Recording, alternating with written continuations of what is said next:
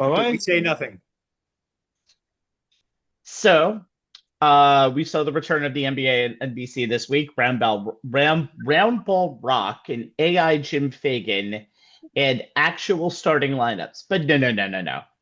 I want to focus on what the hell Michael Jordan, the Insights to Excellence series was. Is that what they Insights to called it? Excellence. They called it Yeah. Insights to Excellence. It's I literally can't. like a taped program. It's like a taped interview that's probably going to air in like bits and pieces over 5 months. That's a great thing for halftime. So we're going to officially do a new segment on this show. It's called Anthony Strait Insights to Excellence on future shows of On the Sports Lines. Don't miss it, Anthony. Do you have any insights right now? The only insight I have is this it, really? I mean, literally the hype of Michael Jordan being part of the media, and this is what we're getting. Special contributor. You know what? Uh-huh. You know what? I was hoping that he would be more aligned with what Kobe Bryant was doing for ESPN and with his Focus His series. ego won't allow it. And no, I thought that'd been great because it's like, okay, this is literally the greatest basketball player of all time. I know I like to have my fun with Jordan fans, but yes, I do have him as my greatest of all time. But I'm thinking, okay, pick his brain. I always said Michael Jordan's biggest weapon was his basketball IQ and how he saw the game. And you give us this garbage? Like literally, I don't want to see the next 5 months of Michael Jordan segments when he's basically fellatioing himself on national TV as Mhm. if enough people don't hype himself up enough. But Ant, speaking as someone who didn't see it, are you? Can you honestly say you're surprised that, however NBC was, promoting it, are you surprised that when it actually aired, it was anything more than Michael Jordan's self-aggrandizement scenario? I mean, I didn't see it, and I'm not surprised by it. That man No, cannot do anything but talk about himself. look, this is the same man who, after the Cavaliers overcame 3-1 in the finals, announced, yes, we're gonna have the last ride dynasty of the Chicago Bulls, and then during the pandemic, yeah, let me release this 8-part miniseries to remind people how good I was 20 years ago. But I mean, I'm not It kept me surprised. 30, entertained. Okay, 30 years 30. ago. Sorry, that's even worse. But I It just kept, say I'm thinking kept me about the entertained. last game he played in the NBA. Fair I enough. forgot the Bulls was 30 years ago. But yeah, Newish again from Jordan. I'm just, like I said, I was expecting a little better. But I'm like, hey, look, this is going to be one of those moments where if I'm recording the game, I'm just going to skip the halftime show and go straight to the second half. Come on, You should y'all. skip all of those We studio know shows there is anyway. only Rabbi Anthony. Look, we've been following the NBA for as long as we've been doing this show, and even longer since we watched it growing up. There is only one studio show that is worth any legitimate basketball fan's time and energy to sit through, and it just moved from TNT to ESPN, even though it's still being produced by TNT in terms of all of their people, and that's And inside literally the unchanged. NBA. And Yeah, literally unchanged, by the way. Right, All right. exactly. yes. Anything Uh, else pales in comparison is not worth your time. all right. He's Anthony Strait. That's Jake Kaplan. I'm Steven Rabinowitz. This is the On the Sports Lines World Series NBA Preview Combo Edition, two for the price of one. By the way, subscribe to YouTube and Facebook's On the Sports Line pages, both / On the Sports Lines, and get your own Insights to Excellence. On Like and tonight, subscribe. like and subscribe, baby. On tonight's show, the NBA's 2025 season is underway, and you can bet we're going to have. Too soon? Too Nah, soon? Too soon. Okay, too soon. it's underway. We'll go inside the Knicks, the other team that is lucky to share the five boroughs with the Knicks, the wide open Eastern Conference, the dogfight that is the Western Conference, and we'll look back at all pro WNBA stars Nafisa Collier's verbal pipe bomb that shook up the WNBA. But first, a World Series preview between Cali's finest and Canada's finest. But first, Shohei Ohtani glazing, and I am not ashamed to say that in the least bit, baby. All right. When Shohei Ohtani was a member of that other Los Angeles team way back when, the Angels, I remember one tweet that showed the moniker of success team-wise that Shohei Ohtani had. Every time I see an Angels highlight, it's like Mike Trout hit 3 home runs and raised his average to 528, while Shohei Ohtani did something that hasn't been done since Tungsten Armo Doyle of the 1921 Akron Groomsmen Wow. as the Tigers defeated the Angels 8-3. Well, now he's with the Dodgers. He's doing all those things in a winning mode, and he's doing all of those Tungsten Armo Doyle things to get to the World Series. As last Friday night Shohei pitched LA back to the Fall Classic with a 6 inning, 100 pitch masterpiece of no earned runs and 10 Ks in a 5-1 win over the Brewers. Did I mention the 3 home runs he also hit during the game? That's pretty important too. Probably burying the lead there, guys. All right.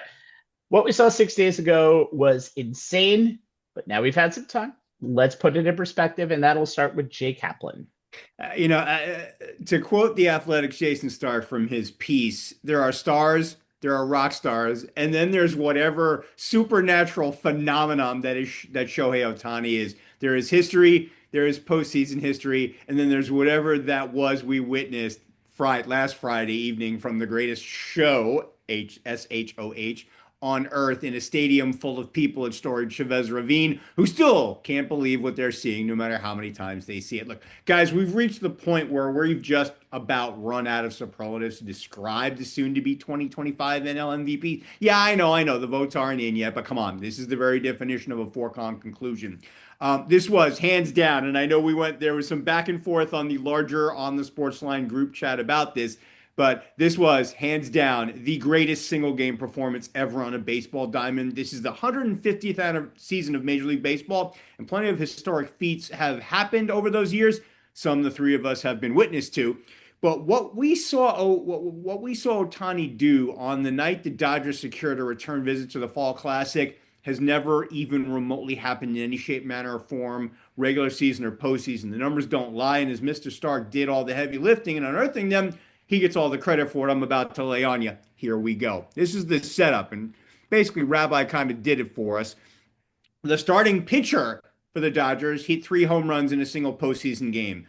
Those 3 homers traveled a projected 1,342 feet, and as Jason wrote, quote, "It's hard to know if that projection is accurate since one of them left the stadium and still might be hopping along Hollywood Freeway for all we know."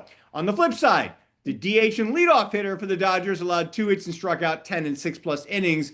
In the 6+ innings, he hung out on the pitcher's mound, and while he was there, just for kicks, he threw 2 pitches harder than 100 miles an hour. Now for the monumentally historic aspect of this feat. Once again, all credit to Mr. Stark as I'm using his words. 3 home runs on the October stage. Don't even bother asking, has any team's starting pitcher ever mashed 3 homers in one postseason game? That's hilarious. Of course, no pitcher has ever had a 3-homer game in any postseason, or even a 2-homer game. Perhaps this would put those 3 long balls in better perspective. Only 2 starting pitchers have ever even hit 2 postseason home runs in their entire career. Bob Gibson, 64 and 68. Dave McNally, 66 and 74. So, friends, seeing as how all pitchers not named Ohtani aren't even allowed near a bat rack anymore, that's a record that will never be broken unless Shohei Ohtani breaks it. Even Babe Ruth has never done this. The Babe pitched in 166 games in his career, counting the postseason, and only once in all those games did he even hit 2 home runs in a game. June 13, 1921 as a Yankee. You want to know how many strikeouts he totaled on the mound that day? 1. According to Jason's friends from Stats Perform, only 3 players have ever hit 3 homers in a regular season game and even thrown a pitch in a postseason game. Babe Ruth, Jim Tobin, who was the only pitcher in the modern era to homer 3 times in a game, May 13, 1942, until Ohtani did it on Friday. 3 trots and 10 strikeouts in one game. Want me to name drop a few Dodgers who never had a 10 strikeout postseason game? You know you do. How about Hershiser, Valenzuela, Nomo, Sutton? There's a zillion more, according to Jason. But that Ohtani guy just had a 10 strikeout game on a night when he was also hitting 3 homers? That's just preposterous. How many men have done it in a regular season game? Yep, 0. How many men have even hit 2 homers during a 10 strikeout game in the regular season? Actually, guys, there's been 7. You want to guess the last one to do it? That's right, Shohei Ohtani in 2023 when he was, what was that? What'd you say, Rabbi? Playing for that other LA team? The There you Angels, go. yes. All right, 4. Hit more homers than hits allowed. Here's another crazy chunk of this box score that makes me, as in Jason, chuckle. Ohtani homers, 3. Ohtani hits allowed, 2. He has stats to look into this one. Do you know how there have been only 2 regular season games since 1901 in which a pitcher hit at least 2 homers and finished that game with more homers than hits allowed? First one, what's called the Rick Wise game, which was prior to Friday night considered one of the greatest ever played. On June 23rd, 1971, pitching for the Phillies, Wise threw a no-hitter and hit 2 home runs in that game. That used to get mentioned as the greatest game ever in conversation all the time. Did Ohtani just end that conversation? I think we can all agree he did. There's another one, and this one, Jason went digging for this one. The Jess Doyle game. Actually, no one knows this as the Jess Doyle game, but maybe we'll start something. On September 28, 1925, so 100 years ago, Doyle hit 2 homers for the Tigers while giving up only 1 hit, but it wasn't very Ohtani-like. He did that in a game in which he only got 11 outs as a reliever, and was the losing pitcher. Now, fifth and finally, greatest first inning ever. Who writes the script? Here's how Ohtani's first inning went on the mound. Walked the leadoff hitter, Bryce Terang, then casually struck out the next 3 hitters. Jackson Churio on a 100.3 mile an hour scorcher, Christian Yelich on a 100.2 mile an hour brush fire, then William Contreras flailing at a sweeper that dropped 29 inches to go 17 inches of vertical break. Dodger Stadium was louder than a launch pad at Cape Canaveral. Then up stepped the Dodgers leadoff hitter, the starting pitcher, who sent one 446 feet into the seats. That is some crazy stuff. I'm going to finish Jason's history lesson with the following. Before Ohtani led off the bottom of the first with a home run, no other starting pitcher had ever led off a game with a homer either in the regular season or the postseason. And per the Elias Sports Bureau, Ohtani's also the first pitcher to strike out 3 hitters in a row and leave the yard in the same inning of a postseason games. And I'm going to close personally with this. One of the greatest hitting displays in postseason history is Reggie Jackson's 3-homer game in 1978 to clinch the World Series for the Yankees. One of the greatest pitching displays in postseason history, outside of no-hitters by Don Larson in the 56 games and Roy Halladay in the 2010 NLDS, is Bob Gibson's 5-hit, 17 strikeout shutout masterpiece in the 68 Fall Classic. But Mr. October didn't throw a pitch, let alone strike anyone out, and the great Gibson didn't get a hit, let alone send one out of the yard. So even those performances pale in comparison to Ohtani's, which added to his ever-growing list of one things, as he is the only player in MLB history to have a multi-homer game and a double-digit strikeout game in his postseason career, and he did it in the same game.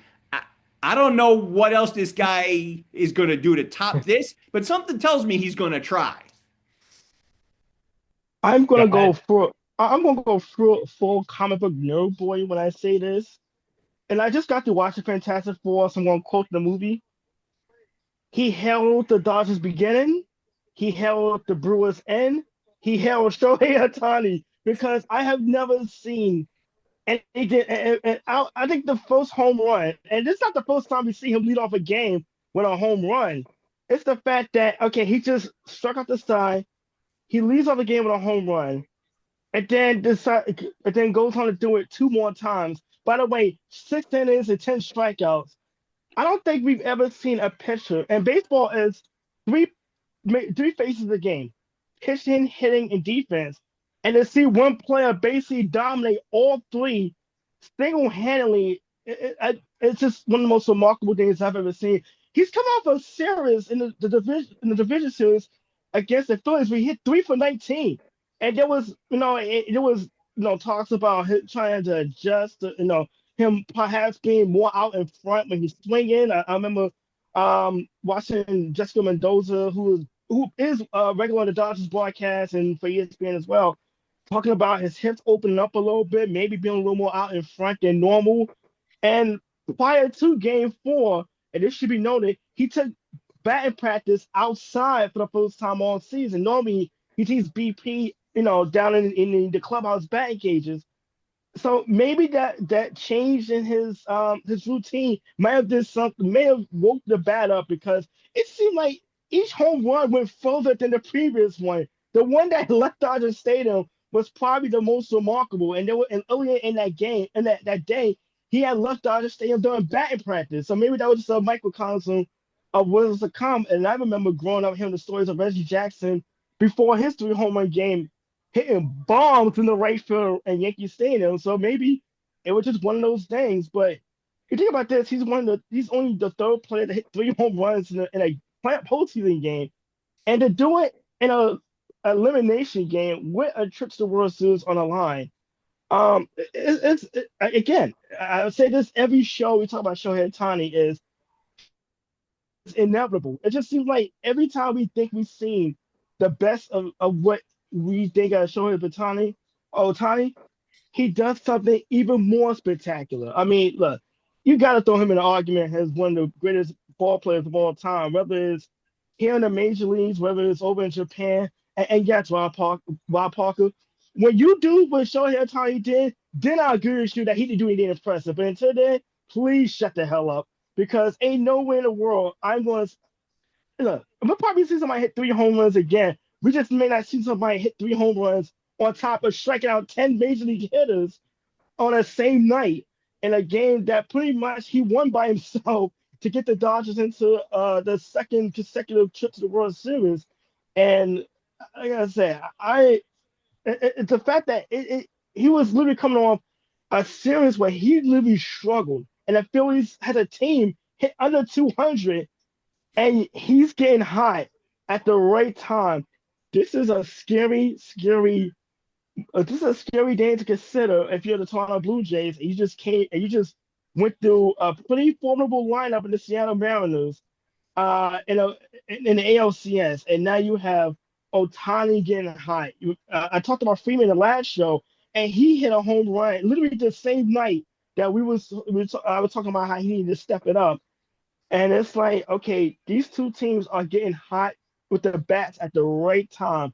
It should be a really, really fun World Series when you think about the Rogers Center being renovated, and now it's become a bit of a launching pad in previous years. And then, of course, Dodger Stadium on a humid Always night, a that launching ball's pad. flying. That ball is flying out of there. So it should be really fun. I'm more concerned about the pitching staff at this point. They may not be a pitching staff for both teams by the time we hit Game 5 if it goes that far. Anthony, you brought up him taking batting practice on the field and hitting one out of the yard. What I found interesting when I heard about that is that he rarely takes batting practice on the field, and the first time he does it in forever, he hits one out of the yard, and then that game follows. I mean, sometimes Superman does have to show his abilities to the world at some point. So, Mhm. And you know what? And he has his own crypto on top of it. Don't go down that road. we're not going to do that at this moment. We have a The lot only too much crypto to do worth today. talking about is Superman's dog, or should I say Supergirl's dog, Rabbi. Okay, so we keep it a decoy-free night. Okay. That's never a guarantee. There's only been one person, by the way, in the history of baseball, just since 1906, but that means it's never been recorded of having double-digit strikeouts and double-digit total bases in one game ever, and that's Shohei Ohtani, who did that in game number 4. Yeah, I think what we saw is something that I don't think we expected, but we knew what the potential was when we saw him start with the Angels right before the pandemic in 2019, and then get to the certain point, get to the last year with the Angels. And then what he did with the Dodgers last year was just the tip of the iceberg. Obviously, he didn't pitch, but he had the first 50-50 season that we've ever seen.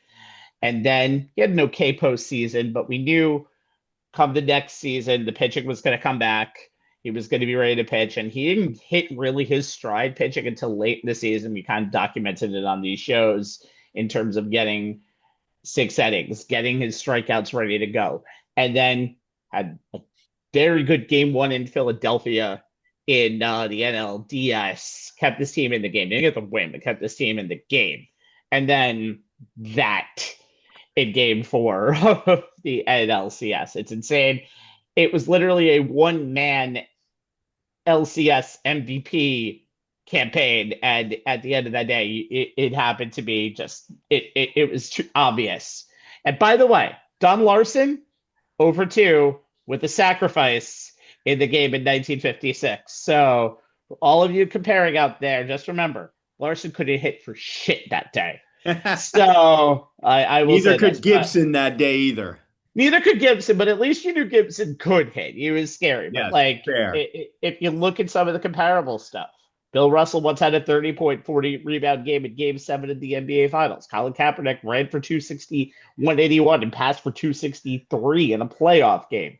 We've seen we've seen Charles Woodson performances on the field. These are like dual threats, but what you see in baseball and the unicornness of what Ohtani did. That's why he is one of one. And that's why we saw possibly the greatest game that we're ever going to see in recorded media history on last Friday night. And let's see what he can do for an encore in the World Series. Very interesting to see.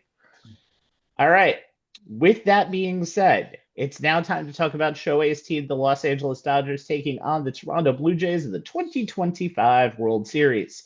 It starts tomorrow in the Great White North as the Dodgers look to become the first back-to-back champs since the New York Yankees from 1998 to 2000. First team to even have a chance to do that since the Phillies did it in 2009. But the team who did that, winning back-to-back before the Yankees, was the Blue Jays in 1992 and 93.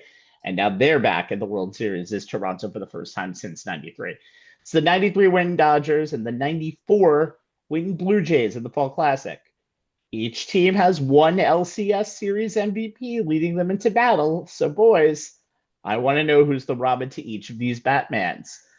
Anthony, who needs to be the Robin of the Los Angeles Dodgers to the great Shohei Ohtani's Batman, Unicorn Man, or whatever you'd like to call him? One of one. You know what? If the '89 World Series was the Battle of the Bays, this is the Battle of Kendrick Lamar versus Drake. If you want to name a World Series. No, they're not like us. They're not like us. They're not like us. They're not like us. So no Hotline Bling, huh? Okay, No. Absolutely not. The guy I'm Carry looking on. at, the guy I'm looking at to be the Robin, if Shohei needs a Robin at this point, it's Mookie Betts, and we forget Mookie Betts had a pretty below average for him anyway, a regular season. One that started when he had had illness and lost 15 pounds, and maybe that had to do with the slow start he got off to. For the regular season, he only batted 258, 20 home runs, according to 82 runs batted in. By the way, a season that saw him move from the outfield to the infield as he moved to shortstop for the 2025 season. For the postseason, however, he did step it up. I like to call him postseason Mookie showed up to the first two rounds of the playoffs. In the wild card series, went 6-for-9 with 3 doubles. Actually set the Dodgers postseason record for most doubles with 19 in that series. And of course, the Dodgers won that series in 2 straight to sweep that series. In the division series, he did a lot better. Give me just a second. I lost my place for a second. But yes, he was a key player, and one key play was remember the defensive will play that they got away with against the Dodgers in one of the first games of the series. That most teams you can practice it, but I don't know if you can perfect it the way the Dodgers pulled that off to get out of that jam. And what was it? I forget again. Was it game 1 or game 2 of that series? But Mookie Betts is the one who actually called that play from the shortstop position. The wheel play. Yep. The wheel play. And I watched that play numerous times, and I don't know if you can practice and perfect it to that degree, the way the Dodgers was able to pull that off and prevent a run from scoring. So that was probably the biggest attribute that Mookie Betts did more than his bat in that series. And by the way, he's nominated for another Gold Glove. This time at shortstop. I don't know how many Gold Gloves this guy is gonna have by the time his career is over. But however, his batting average did drop considerably in the NLCS. I mean, in a series where the Dodgers swept and the bats finally started to wake up, Mookie Betts is the one that probably took a step back. He only hit 133, had 1 double, 2 RBIs, and 2 walks in the 4-game sweep. Now, we talk about Ohtani being the catalyst because he's a leadoff guy. Mookie Betts is probably the next best thing as far as setting the table for the rest of that lineup. When he's going good, when he's getting on base, and the fact that he does hit for power, that really opens up a lot of that Dodgers lineup. I think back to last year's NLCS against the Mets, and the fact that it wasn't just Ohtani hitting for power, the fact that Freeman was still effective despite probably being on one leg. It was the fact that Mookie Betts was able to just make contact, solid hits, get on base, be a stolen base threat. And that's something that the Dodgers are going to need because I think this is a series when you look at Toronto's lineup in his own that they're going to have to score runs. I don't think they're going to get away with shutting down a team and having them hit below 200 the way they were able to do the Milwaukee Brewers in that 4-game series. And for the most part, for the Phillies, I mean, their high-powered offense kind of quiet them out. The Dodgers pitching staff and bullpen has done a tremendous job, but this is a series that they're going to need to score runs, and Mookie Betts is going to have to be one of those catalysts, be one of those go-to guys, get on base, put pressure on the base pass, and maybe set the table for the rest of that lineup. And that's going to be one of the Dodgers' keys because look, as much as Shohei had a game for the ages, there was a thing called Shohei perhaps going cold again. Best is going to be the next best thing for the Dodgers. They want to have any chance of repeating as world champions. Yep. I think the one thing that's going to be very interesting about this whole entire series is just the fact that you just mentioned Mookie Betts being a Robin, and Mookie Betts has had so much postseason experience. I mean, he helped beat the Dodgers in 2018 when he was with the Red Sox, and now he's probably the fourth most dangerous hitter on this lineup currently right now, just because of some of the postseason experience and some of the flashy hitting that you can see out of anybody named Hernandez in this lineup. And by the way, another Timmy, if the Dodgers win, Mookie Betts will be the only active player in Major League Baseball with 4 championship rings. Same.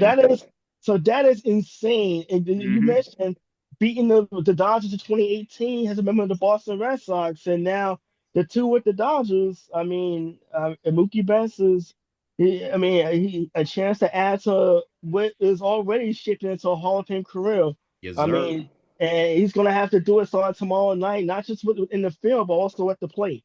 If I am correct, Rabbi, Betts has those 4 World Series rings playing 4 different positions or 3. You're right. I think it's probably it would be 3 in that case. If they win this one, it'll be 4.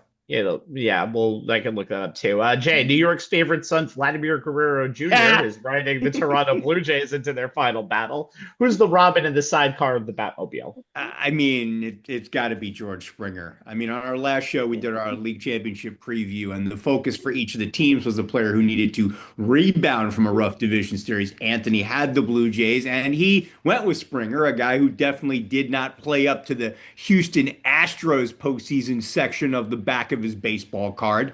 In the Blue Jays 4-game ALDS win over the Yankees across 20 plate appearances and 17 at-bats, he put up a 176, 250, 470 slash line for just a 721 OPS, 1 homer, 2 RBI, 4 runs scored. In his postseason career with Houston, over 63 games across 292 plate appearances and 260 at-bats, he put up a 269, 349, 546 slash line. That's an 895 OPS, 19 homers, 38 RBI, 43 runs scored. So he perfectly fit the assignment there. After his ALCS Game 7 heroics, his 7th-inning 3-run homer was Joe Carter-esque, and the reason Toronto is going to the World Series for the first time since Joe took them there back in 1993. It seems like the Houston postseason version of Springer is back, and thus he perfectly fits the assignment here. He went 8 for 29 in the series. 6 of his 8 hits went for extra bases, which is why his slugging percentage in each of the 7 games was over .550, leading to an overall slash line of 276, 364, 690. That's a 1053 OPS, 3 homers, 7 RBI, and 7 runs scored for the series. The last player the Dodgers want to see coming into a World Series against them on a heater is Springer. Clayton Kershaw and Kiki Hernandez may be the only current denizens of Chavez Ravine who were witness to the havoc that Springer wreaked on the Dodgers back in 2017, but the fan base remembers painfully, as over the 7 games across 34 plate appearances and 29 at-bats, Springer put up a 379, 471, 1,000 slash line. That's a 1.471 OPS with 5 home runs, including 1 in each of the last 4 games of the series. 7 RBI, 8 runs scored, 8 extra base hits, totaling 29 total bases, as the Astros took home the franchise's first World Series title, and Springer took home the World Series MVP award. As Rabbi mentioned, we all know that Vlad Guerrero Jr., to use a coin termed by the original Mr. October, the aforementioned Reggie Jackson, Guerrero is the straw that stirs the drink for the Blue Jays lineup, and his ridiculous October is Exhibit A, 442, 510, 930 slash line, a 1.44 OPS, 6 homers, 12 RBI, 11 runs scored, and just 3 strikeouts in 51 plate appearances and 43 at-bats over 11 postseason games. So he's very much doing what I say stars need to do in the postseason, play like stars. But as the assignment indicates, every Batman needs a Robin. The George Springer we saw in the ALDS was the emotionally traumatized orphan adopted by Bruce Wayne in the wake of his parents' tragic death. The one we saw in the ALCS was very much the Dark Knight's badass partner, and that bodes very well for Toronto, regardless of whether or not shortstop Bo Bichette, arguably the regular season Robin to Vlad's Batman, is able to rejoin the team. We're going to see what happens with Vladdy. Let's see if the postseason pressure gets to him a little bit, but I feel like nothing has gotten to him this postseason, especially after having kind of a bad power year and kind of really turning it up in this postseason a ton. Can I get a little props for the Batman mythology and Robin mythology here? Come on! I'm not as much of a nerd as you two. I'm not Anthony, come on! I want some props from you. I'm not that person. All right, so. Jay, I was basically cleaning up for Jay. He went from Robin the Boy Wonder in the Division Series to Nightwing in the There ALCS. you go. Right? He got it.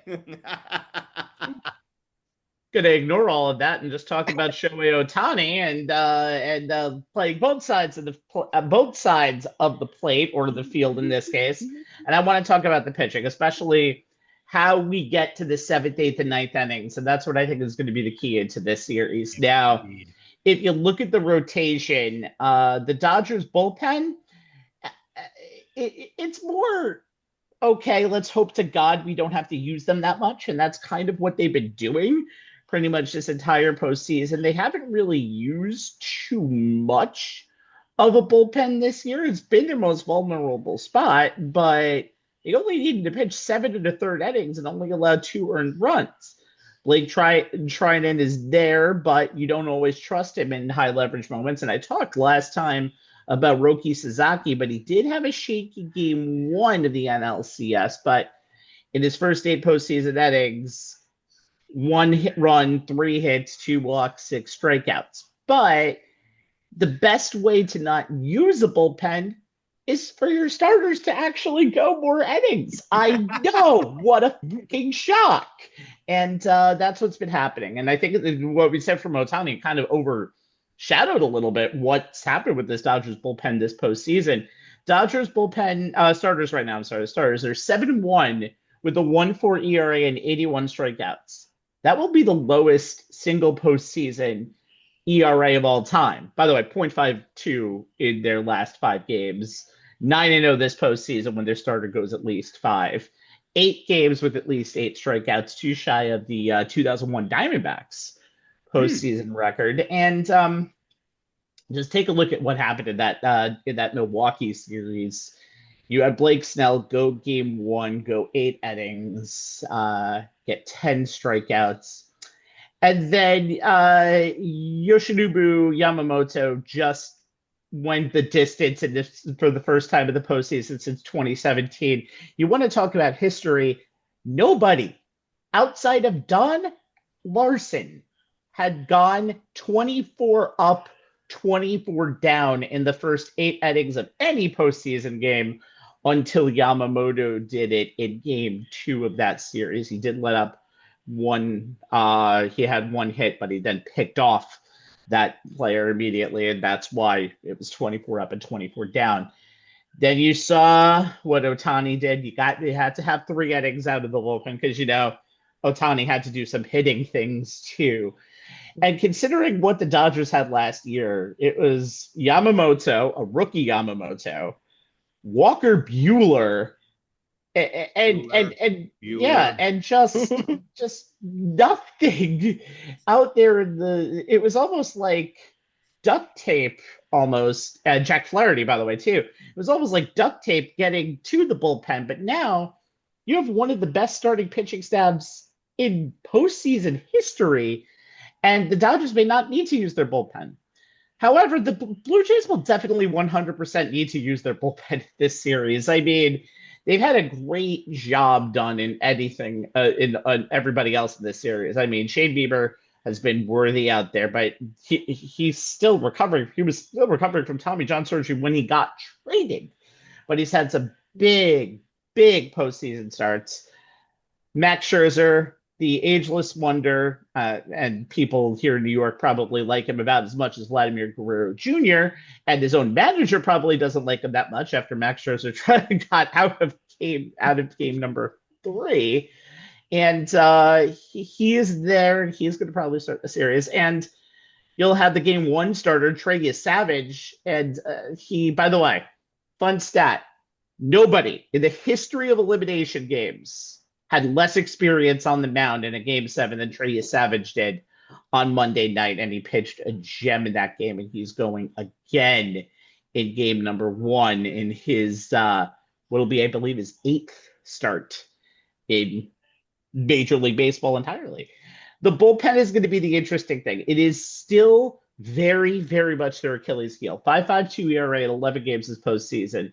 Louis Varland did hold the Mariners to a 160 average, but he's pitched every game but 1 this postseason, and they've pitched that's 11 out of 12 games. Jeff Hoffman, their closer, has also been pretty good too. He's had a little homer trouble in the regular season, but 1.23 ERA, 12 strikeouts, 7 out of 3rd innings. Not the strength, but you have to think that the Blue Jays are definitely going to have to use their bullpen a lot more, and that's going to be an interesting story when you get to the late portions of these games. Will the Dodgers starters get to the 7th and 8th and 9th inning and just continue the magic that they've been doing all over the NL2, the ALCS champs, or will the bullpens kind of both blow up together and it's going to really be last hit wins? Something I'm very interested to see. Mm-hmm. By the way, this is a star-crossed fact I just looked up. At 22 years and 88 days old, Savage should be the second youngest Game 1 starting pitcher in World Series history. The youngest is Dodgers Ralph Bronco, 21 years, 267 days back in 1947. Maybe it's a coincidence, maybe not. Bobby Valentine's grandfather. I was about to ask if y'all remember what Ralph Branca is most notoriously known for. Dodgers won the pennant. Giants won the pennant. Giants won the pennant. My baseball knowledge is not always as succinct as Jay's is, but sometimes I have my little moments. Anyway, let's move on to the hardwood and basketball. The New York Knicks are kind of getting used to the playoffs and success. They had their 3rd playoff berth in a row last year and their first conference finals appearance in 25 years. But after a 6-game loss to Indiana drew that finals list streak to 31 years, too many numbers. It cost them head coach Tom Thibodeau, the man with the 4th most wins as Knicks coach ever, and it got replaced with Mike Brown. He has 454 wins in his coaching career. This would be his 10th playoff appearance if they did make the playoffs, but no Larry O'Brien trophies yet. But outside of the coaches, we have stars, we have X Factors. Let's do it. Star Watch time will be with Anthony.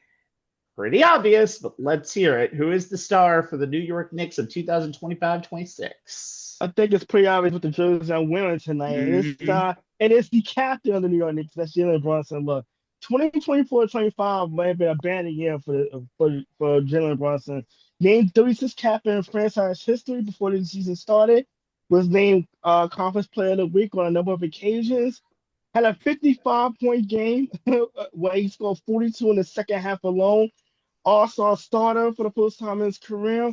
named all NBA team, clutch player of the year, and of course led the Knicks to the conference finals for the first time since the 1999-2000 season.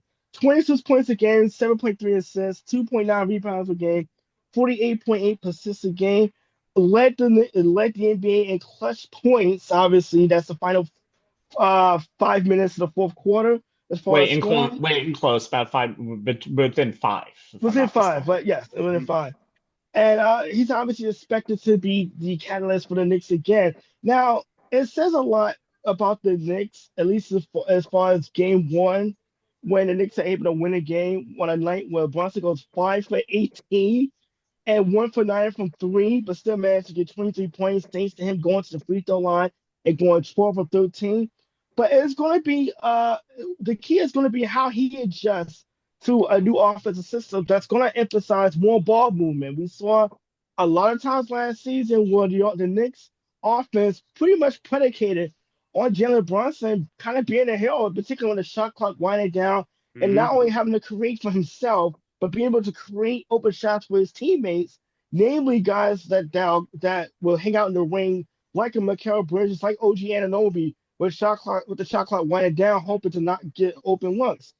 There, Mike Brown is hoping would open up the offense a little more and play with a little more up tempo. That adds that with the ball moving, that the offense won't be as stagnant as much. Now against Cleveland Cavaliers, five Knicks scored in double figures and that included four of the Knicks. Let me pull up the stats very quick. That includes four Knicks taking more than 10 shots. And Obi has 17 attempts. Carly Towns had 12. Mikal Bridges 11. Bronson himself with 18. So that kind of ball distribution is going to be a big help and not relying on just one guy carrying so much of the Knicks offense as we saw last season with Jalen Brunson. And how he's able to adjust to that, obviously, you're hoping you have better shoot nights than he did to start the season against the Cleveland Cavaliers. But how he adjusts to the new offense, playing with more up tempo, uh, being called on to share the ball a little more, to move the ball, to move more without the basketball. It's gonna be very key as to whether or not this Knicks offense, who by the way was number five in the league in total offense altogether, but also played one of the slowest paces in the NBA this last season. If they can continue their offensive success, kind of like the way Mike Brown was able to turn the Sacramento Kings around just a few seasons ago, where they Mhm. were one of the highest efficient offenses in the league and played at the one of the fastest tempos in the league, respectively. Mike Brown is trying to replicate that with the Knicks, with just as deep of a roster, particularly the bench production.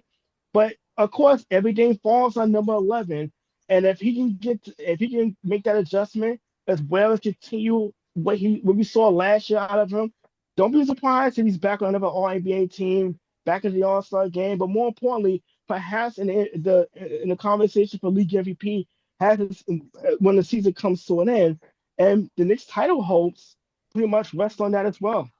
Yeah, I mean, what was interesting to me, Anthony, is the fact that Mike Brown, you talk about him bringing in his offense. They spent the bulk of training camp in the preseason not running scripted plays, just playing out concepts.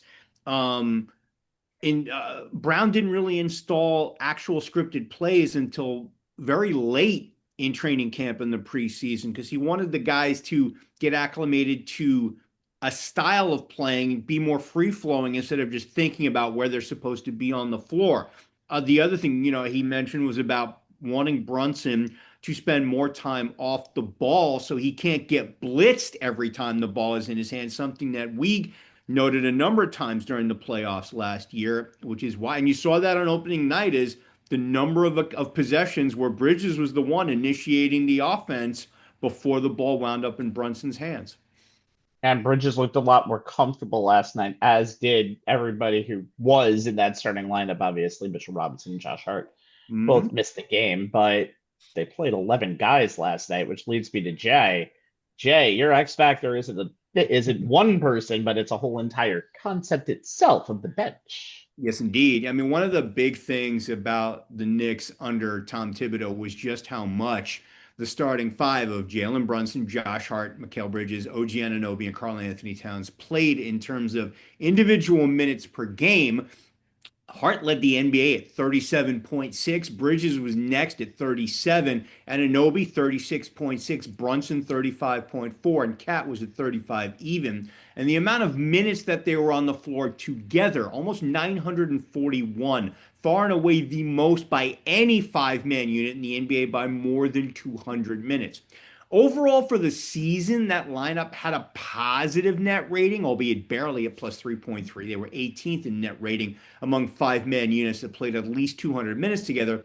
But they had a negative net rating from January 1 to the end of this regular season, and it got worse in the playoffs, where they finished with a negative 6.2 net rating, 7th out of 12 five-man lineups that played at least 75 minutes together in the postseason. Now, was the narrative about Thibodeau's over-reliance on his starting five and them wearing down, coupled with an overall lack of production from the second unit? They averaged an NBA worst 21.7 points per game, partly due to a lack of playing time. Did all that lead to the resulting playoff loss? And was that the reason Thibodeau got fired? Probably not the only reason, but it became too much of a negative talking point with numbers to back it up for the organization to ignore, especially with the expectations placed on the roster with the additions of Towns, Anunoby, and Bridges to the core of Brunson, Hart, Miles McBride, and, to a lesser extent, mostly due to his missing time due to injuries, Mitchell Robinson. New head coach Mike Brown doesn't appear to be in any danger of following Tibbs in that regard. Because that's just not his philosophy. Brown has said that when replacing a starter who misses a game, he may play a similar type player, even if that player is further down the depth chart, in order to keep the disposition of both the starting lineup and the bench unit the same. We saw proof of that on opening night as backup center Ariel Hukporti got the start in place of Robinson. And two, the Knicks added depth to their offseason, so he doesn't need to. The two big moves were bringing in free agent forward Gershon Yabusele, who averaged 11 points on 50% from the floor, 38% from three, and 72.5% from the line, and 5.6 rebounds over 27.1 minutes per game last season in Philly to add some depth up front at the four, as well as giving them an option for a small ball five. And free agent shooting guard Jordan Clarkson, late of the Utah Jazz, who has led the NBA in points off the bench since 2020, 4,589, and he's averaged 15.4 points per game as a reserve to add some offensive firepower to the second unit, which returns guards McBride, Landry Shamet, Tyler Kolek. Hukporti, who will likely get a decent amount of starts as Robinson may be on both a game and minutes restriction to try and keep him healthy once he's available. And former starter Josh Hart, who will swap places with Mitchell Robinson in the rotation once he's available. Something Tibbs did not do until deep in the postseason, and it was too little, too late. A couple of three things bear watching over and above Hart and Robinson swapping places. First, who will handle the backup point guard minutes, aka the non-Brunson minutes, something that became more unsettled once Malcolm Brogdon unexpectedly retired during training camp. It was an issue for the Knicks all of last season. Kolek is the only traditional point guard on the roster, but he's still figuring out how to adapt his game to the NBA after a rookie season that saw him only play half the season in just 7.2 minutes per game. So at least at the outset, or maybe for longer unless a trade is made, it would seem that those minutes will fall to McBride, who despite being more of a shooting guard will probably spend a decent amount of his time running point when Brunson sits, especially with Clarkson aboard. Clarkson and Hart will likely assume some ball handling duties. We saw Hart do that last season. But like McBride, neither will be mistaken for a true point guard. The second thing to watch is how the regular rotation shakes out. Brown said early in training camp that he plans on playing a, quote, 9.5 or 10-man rotation. The prevailing theory is that the starting five, at least the beginning of the season, once Robinson is available, will be Brunson and Bridges in the backcourt with Anunoby, Towns, and Robinson manning the front court. Hart, McBride, Clarkson, and Yabusele will likely get the bulk of the bench minutes, with some combination of Shamet and or Hukporti, depending on Robinson's ability on a given night, as the 9.5 or 10th man. The third thing to watch is how Brown distributes the minutes for the regular rotation, especially how many of those minutes will be an increase over last season for the bench. He's on record saying that in a perfect world, Brunson and Bridges would average about 34 minutes a game. That'd be about 2 minutes less per game for Brunson, about 3 minutes less per game for Bridges. Anunoby would also clock in at 34 minutes per game. That's almost a 3 minute. That would be almost a 3 minute drop. While Towns would be at around 32, which would be a 3 minute drop from last year. Robinson will probably play about half the game, so call it 24 minutes. That would have the bench minutes shaking out as follows. Hart and McBride at 22 to 24 minutes per game apiece, followed by Clarkson and Yabusele at around 15 minutes per game apiece. Shamet and Hook-Porty would get the remaining minutes based on who the Knicks are playing on a given night and or who is or is not available from the top 9. Now, while playing the starting 5 less minutes per game during the regular season may lead to a couple 3 less wins than last season's 52, being able to give the bench some real playing time during the regular season will benefit the Knicks come the postseason, which is what Mike Brown and the front office had in mind with all these moves and changes. They got off to a good start. As behind 15 from McBride, the Knicks bench outscored the Cavs bench 35 to 30. In New York's 119-111 opening night win. I will put in the disclaimer that the Cavs were a little short-handed on the bench, but it's about the best that the Knicks bench has done for a while. By the way, you were mentioning the timing of that.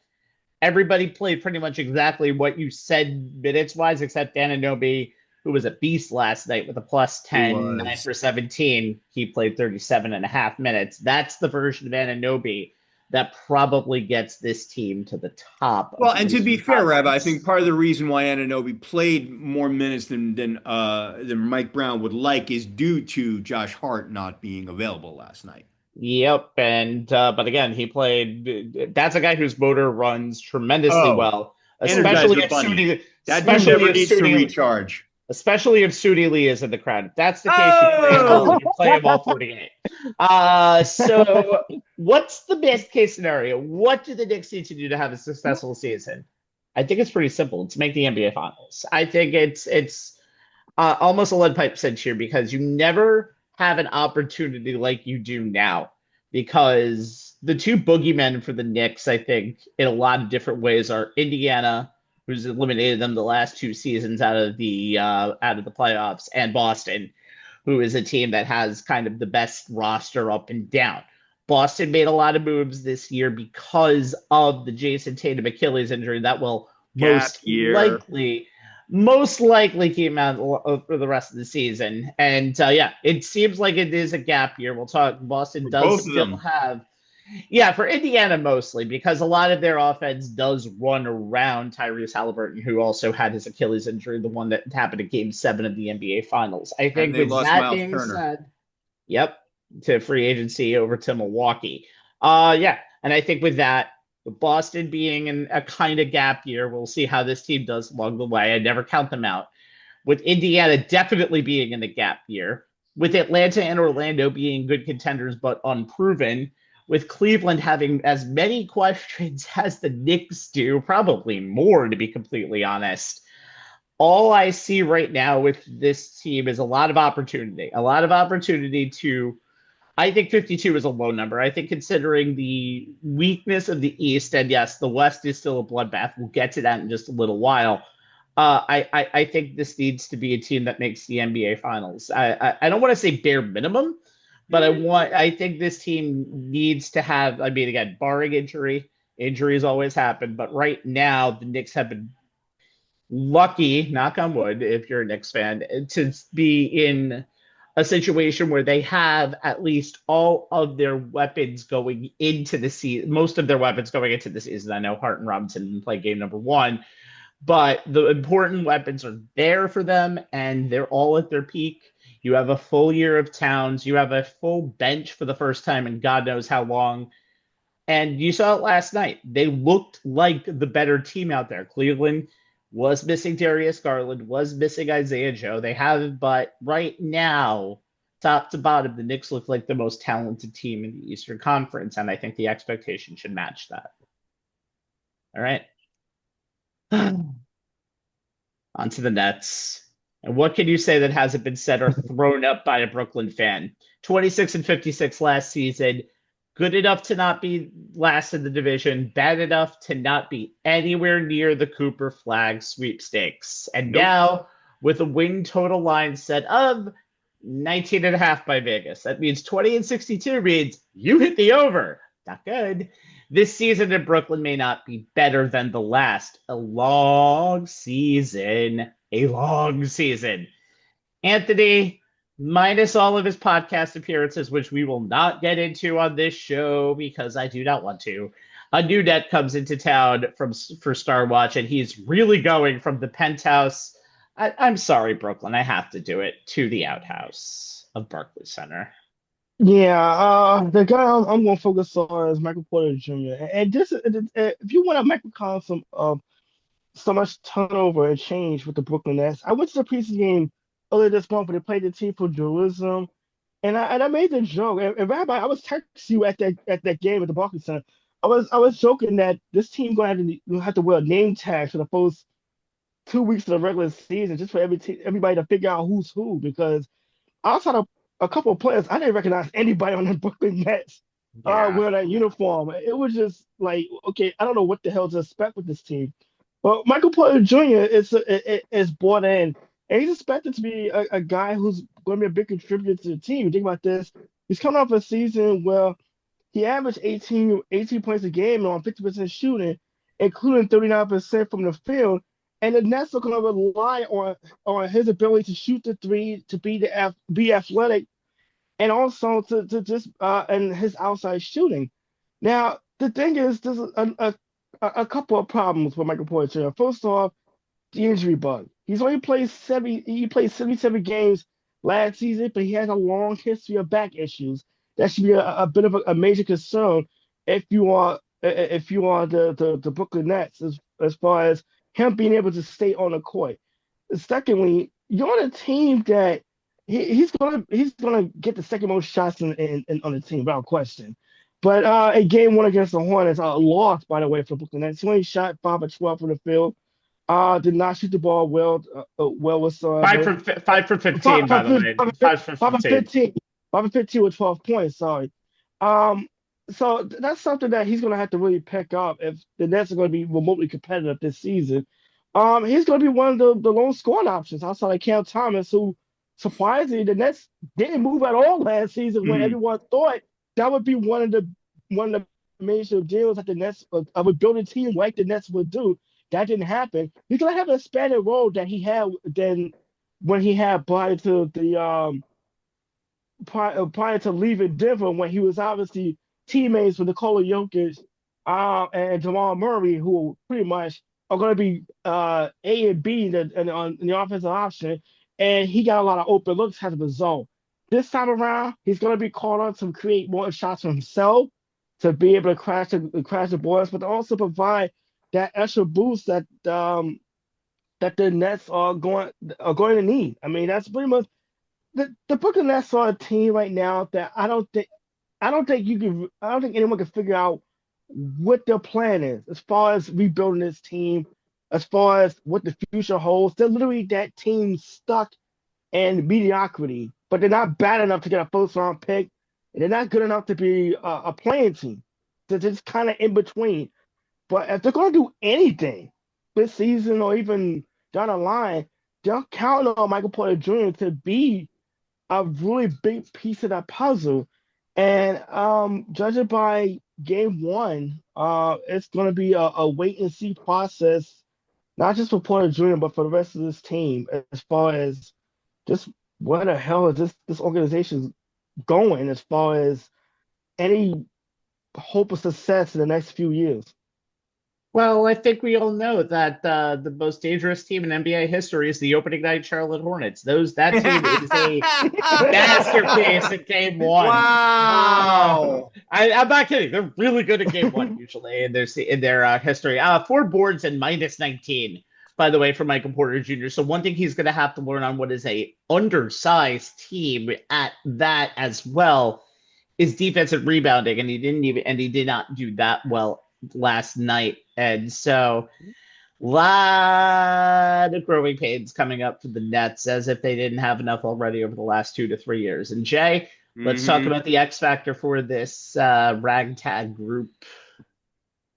It is the aforementioned by Anthony, Cam Thomas.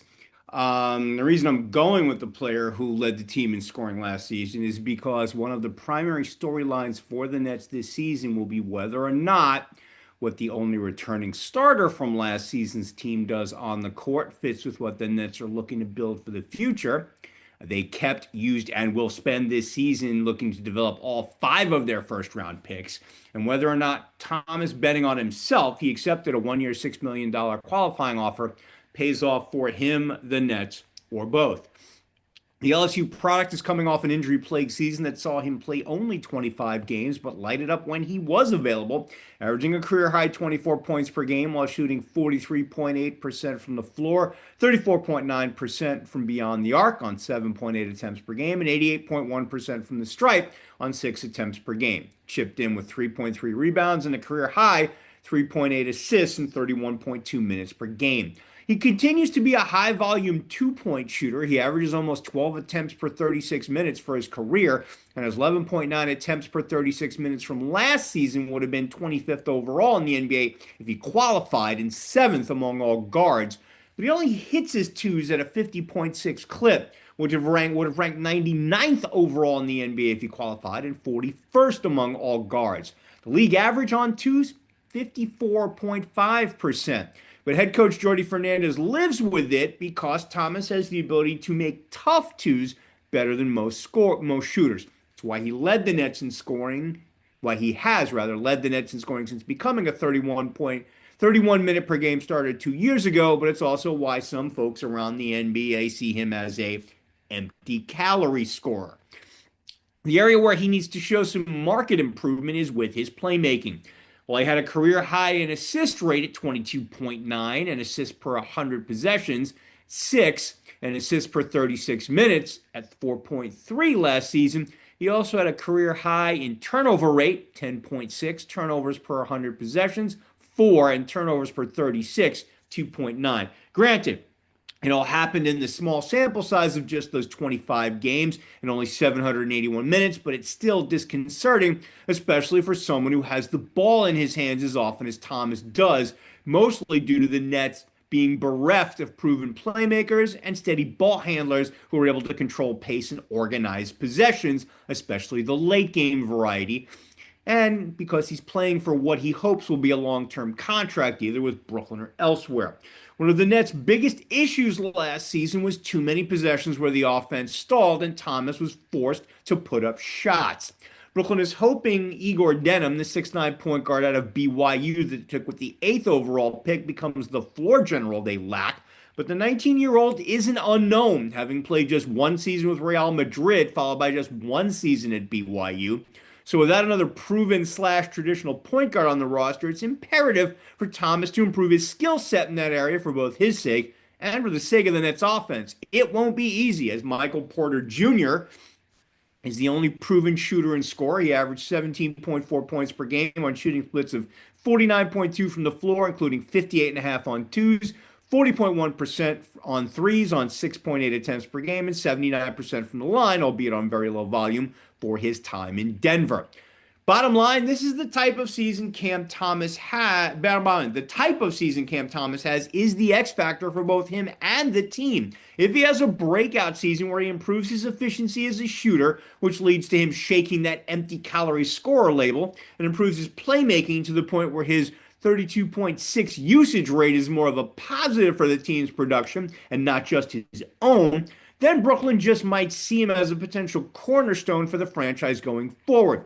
But if this season is just more of the same as last season, just over a larger games and minutes played sample, then Brooklyn may not see the juice being worth the squeeze. Now, as Anthony mentioned, the Nets got blown out on opening night by the Hornets, 136-117, so Thomas didn't play much in this second half, but his overall performance wasn't much to write home about. 15 points on 2 of 9 from the floor, 0 of 2 from 3, though he did go 11 of 13 from the line. Cam Thomas will likely get paid next season one way or another. Guards with his skill set are enticing to GMs in need of backcourt offense. The question this season will answer is who will be signing his paychecks. I have a feeling it's not going to be the team in Brooklyn, by the way. That's kind of a... You would not be alone in that assessment. By the way, I love empty calories. It's good to actually have those empty calories in there and not have to feel too much. It's all good. What the hell is this team? It's pretty It's simple. a good That's what I question. want to know. That's what I want to know, as that's what makes the season a success for me. This team needs to find their identity. Last season, they began this with Dennis Schroeder, D'Angelo Russell on the team. Good if you want a 27 to 28 win team that's going to give you effort and hustle points. Actually had a very good first half of the season until they basically got rid of the veterans and started all young rookies. And this is kind of what they're doing this year. This year they're admitting what they are, and that is a work in progress. But they have to continue doing that. They have to continue giving young players minutes, even if it looks like the worst possible thing. If Michael Porter Jr. is going 5 for 21 from the field, sorry, he continues to shoot as much as he wants because you want to get that. You have only one pick of the 2026 draft, and you've got players like Darren Peterson, Cam Boozer, Carlos's son, by the way, and AJ DiVanessa, who I'm going to see in a month up in Boston when UConn plays BYU. I'm excited to see that. And I think that's what you need to learn. That's what you need to learn. What can you get in this draft, and what hitting the reset button? They got 5 draft picks last year to be on this team to free up as much cap space as possible. But I just want to see this team and figure out who is your cornerstone. Is it Cam Thomas? Is it Nick Claxton, who has a very good, for NBA purposes, contract that could be friendly for a lot of teams, especially contending teams out there?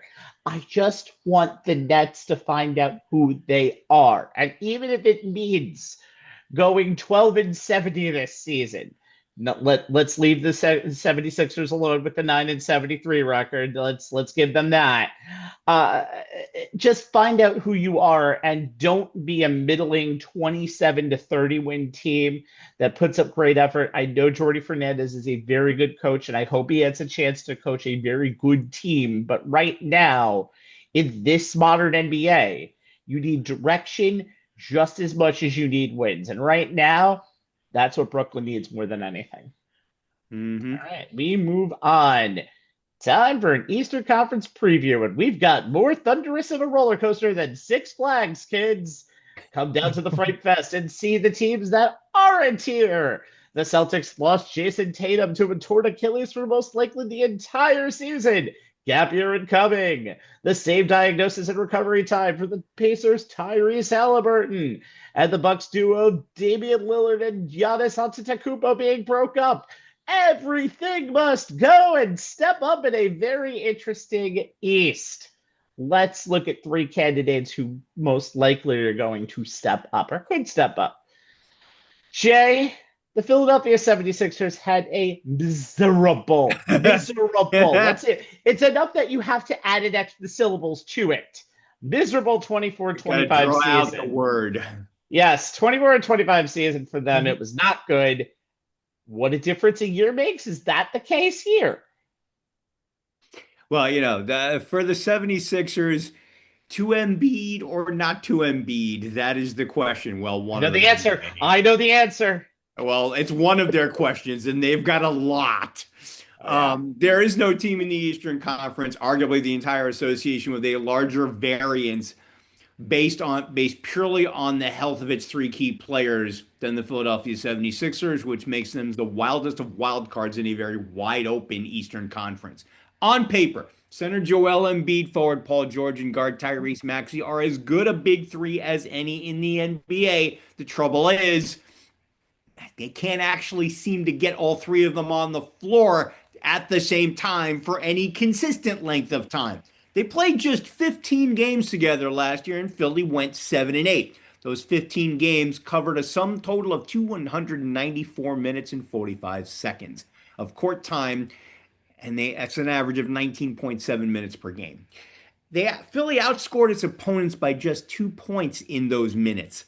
Think about this. 11 other 3-man combinations spent more time together than the 3 most important players on the roster. The inability of both Embiid and George, and Embiid more so than George, to stay healthy is the reason.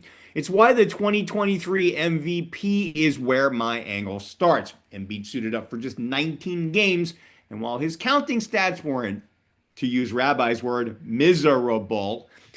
23.8 points per game, 8.2 boards, 4.5 assists, and just 30.2 minutes per game. But he was well below his career shooting norms. He was just 44% from the floor, which includes just 49.2% on twos, tick under 30% from three, true shooting percentage of just 58%, and effective field goal percentage of just 53.4. When you add his career counting stats for seasons where he played at least 51 games, 27.8 points, 11 3 boards, 3.5 dimes, and you understand why he is the center of everything Philly does, pun intended, and why the Sixers need him around for 60 games if they're to have a chance at the playoffs. As for Paul George, season 1 of the PG-13 Philly experience would be graded as an incomplete. He spent half the season on the injured list, but the half that he did play resulted in numbers somewhat in the neighborhood of the ones he put up in his 4-year run from 2015-16 to 2018-19, encompassing his last 2 years in Indy with his first 2 years in OKC, which were the most productive of his career. That 4-season stretch, 24.4 points per game, 6.8 boards, 3.7 assists, 1.9 steals over 36 minutes per game, with a shooting slash line of 43.6 from the floor, 38.8 from three on 7.8 attempts per game, and 85.3 from the line. He made the All-Star team each year, made All-NBA 3 times, All-Defense twice, and got top 5 votes for both Defensive Player of the Year and MVP over that span. Year 1 in Philly, 16.2 points per game, 5.3 boards, 4.3 assists, 1.8 steals over 32.5 minutes with his shooting slash line of 43% from the floor, 35.8% from three on 6.5 per game, 81.4 from the line. Considering that he went from at worst a number 2 option in his previous stops to a number 3 in Philly, the 76ers would probably be fine with 60 games of that type of production from a guy entering his age 35 season. If Embiid is the process, then Maxey is the future. Though the case could be made that even though this is Embiid's team, Philly needs the 2023-24 most improved player, who averaged 25.9 points, 3.7 boards, and 6.2 assists on 45% from the floor, 37.3 from three, and 86.8 from the line on 37.5 minutes of game, to be more of the present. Like the other members of the Big Three, Maxey spent a large chunk of the season on the injured list, though the 30 games he missed were the least amount of the trio. But, and stop me if you've heard this before, when he was on the floor, he put up numbers that were right on par with his MIP stats. 26.3 points per game, 3.3 rebounds, 6.1 assists. He shot 43.7 from the floor, 33.7 from three, and 87.9 from the line. That he managed to put up those numbers when he spent most of the season as the top line on the scouting report for the opponent makes it even more impressive. The Sixers need more of that, and for more than 52 games, from the only player on the team who can knock down shots both on the catch and on the move, as well as get a bucket anytime he wants to. Now, the Sixers do have the making of a quality roster behind their 3 stars. They brought back forward Kelly Oubre Jr., who is a solid contributor, averaging 15.1 points per game on 47% from the floor. He's a better 2-point shooter, 55.5%, than 3-point shooter, 29.3%, and he had 15 games out of 60 with 20 or more points. Shooting guard Quentin Grimes, who arrived in February via a trade from Dallas, became the team's second best offensive player, averaging 21.9 points per game on 46.9% from the floor, including 55.9% from two, 37.3% from three on 7.9 per game, and 75% from the line. He was also efficient with a 55.9% effective field goal percentage and a 59.5% true shooting percentage. Both were above the NBA average. He also chipped in 5.2 boards, 4.5 assists, and 1.5 steals over 33.7 minutes per game in Philly. The Sixers are expecting him to be a large part of their regular rotation, either as part of the starting 5 or as the linchpin of the second unit. 2024 second-round pick Adam Bona had a decent rookie season, highlighted by the numbers he put up in the 11 games he started while Embiid was hurt. 14.8 points, 8.4 boards, 2.4 blocks, and 1.2 steals in 30.5 minutes per game. So Philly should have decent depth at the backup center spot with him alongside veteran Andre Drummond. They'll also have decent backcourt depth with 2024 first-round pick Jared McCain and 2025 first-round pick VJ Edgecombe. McCain was off to a great start, averaging 15.3 points per game on 46% from the floor, 38.3% from three, and 87.5% from the line, with a 55.3 effective field goal percentage and a 58.9 true shooting percentage before suffering a meniscus tear in his left knee in December, which ended his rookie season. And the team has high hopes for Edgecombe, whose primary skill is one that translates at the NBA level, and that's defense. I spoke about his work ethic on the draft recap show back in June, and he's already doing the best thing possible to improve his offensive skill set, attaching himself to Maxey. Now, that mentor-mentee relationship got off to a terrific start as Philly's starting backcourt. They combined for 74 points, including a team rookie record 34 points from Edgecombe, which is also the third highest point total by a rookie in his debut in NBA history. They combined for 9 rebounds, 9 assists, 3 steals. They shot a combined 26 of 50 from the floor, 12 of 22 from 3, and 10 of 14 from the line, in a combined 84 minutes and 36 seconds. Both of them were over 41 minutes last night in the Sixers' come from behind opening night win over the Celtics. Philly needed every bit of that production as George was a DNP as he continues to recover from offseason knee surgery, and Embiid only played 20 minutes due to his minutes restriction. He didn't look anything like his usual self, couldn't find any type of offensive rhythm. He shot just 1 of 9 from the floor, 0 of 4 from 3, 2 of 2 from the line, 6 boards, 2 assists, and a team worst plus minus of -16. Bottom line is this. If Embiid, Maxey, and George can stay on the court together for more than 15 games, and their big three provides their usual all-star level of play, Philly has a chance to be a top 6 seed in a wide-open East. If they can't and resemble the mash unit they were for the majority of last season, the Sixers will be lottery-bound, which only helps them if they get a top 4 pick. Otherwise, another miserable season is even worse as the pick will go to OKC. As I said at the top, no team has a wider variance.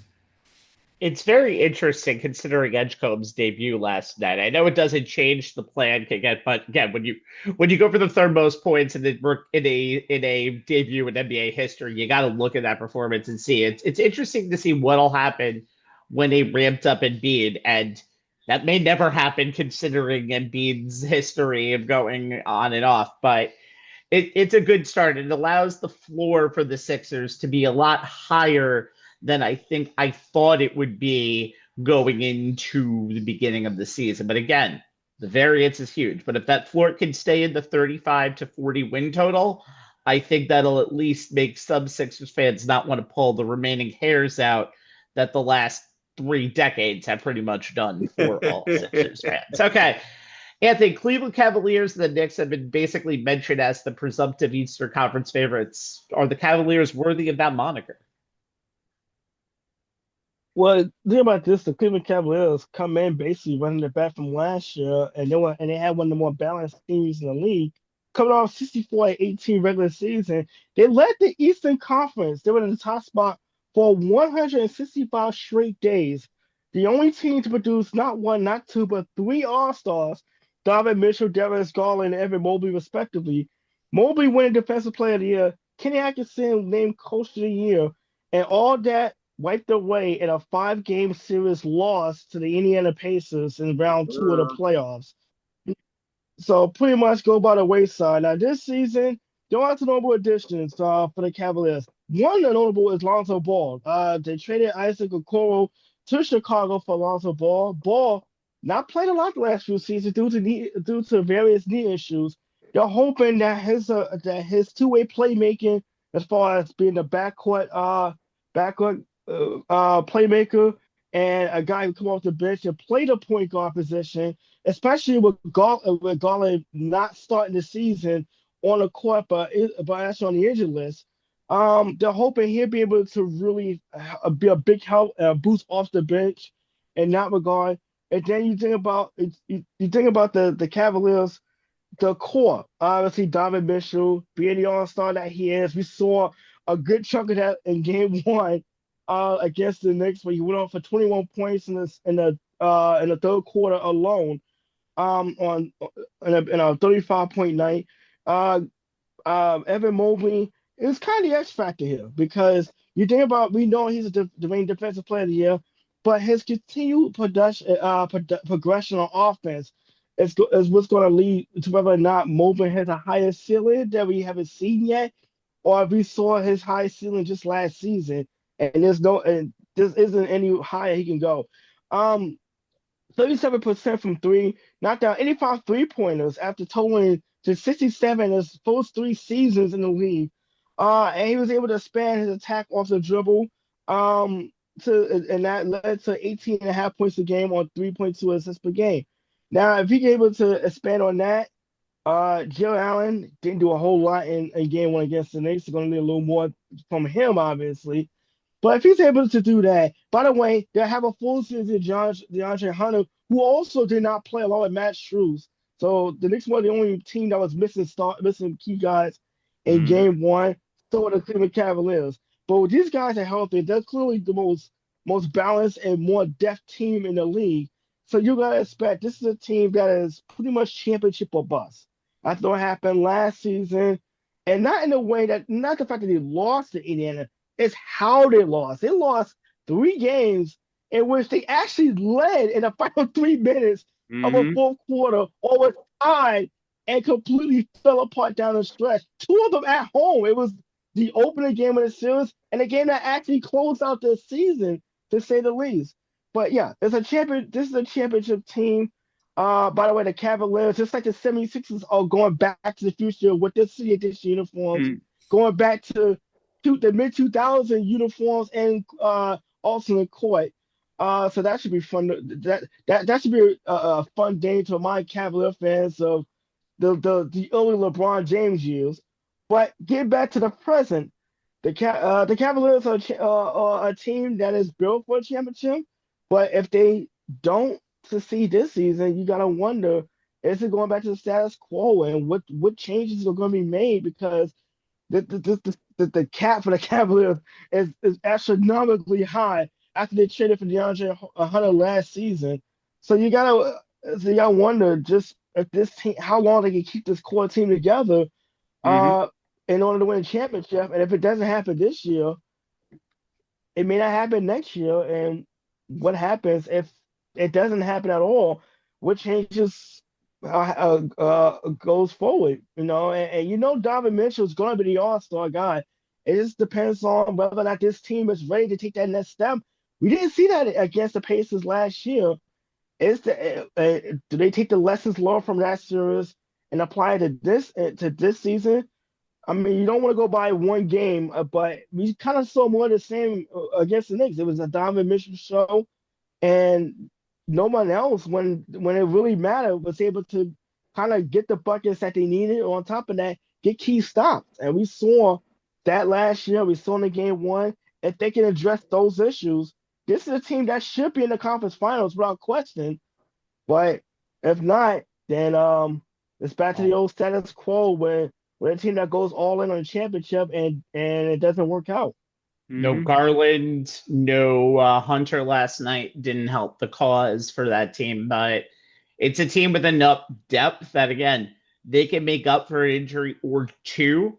But we saw them last year. That injuries did hurt them also in that series versus the Pacers. But again, these were games that were very winnable for the Cavs that they just couldn't finish. And it's going to be very, very interesting to see what a Cavs team in 2025 is going to be. Again, we talked about the Knicks not having a lot of pressure on them. The Cavs are a second apron team. They are very likely not going to be able to do too much building onto what they have now. So this is truly a title or bust situation, even if it's just the Eastern Conference title. Okay.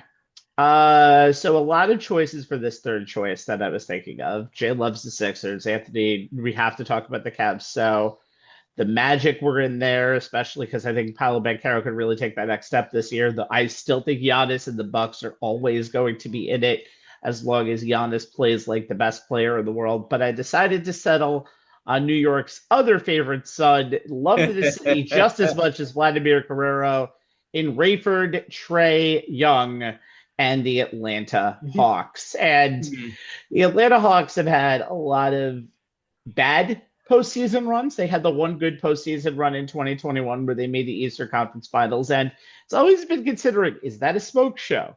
Is Trae Young ever going to be that level again? Was it only because the Sixers choked in that series that the Hawks got themselves to the conference finals? And that's the question we're going to ask this year, because even though DeJounte Murray was with Trae Young for one season, that was a disaster that season. So now Trae Young has the best semblance of talent that he has had around him pretty much since his run, which is good for him because he has a chance to earn a 4-year extension of $229 million after this season. And now the chances, well, the Hawks squeeze the juice out of what has been a pretty good run for Trae Young in Atlanta. So let's not talk about Trae Young, but let's talk about that supporting cast that's really around them. They get Luke Kennard from Memphis, great three-point shooter, good, takes advantage of a lot of defensive mismatches and extra passes. Got him at an affordable price. He is a guy who is also a winner. Wins where he goes, shot 43.3% from the field last year. That's a big help. They got Nickeil Alexander-Walker from Minnesota, 4 years, $62 million. They actually helped by getting a trade exception from that Murray deal when they traded him from Atlanta to New Orleans. An elite defender, and Dyson Daniels, also on this team.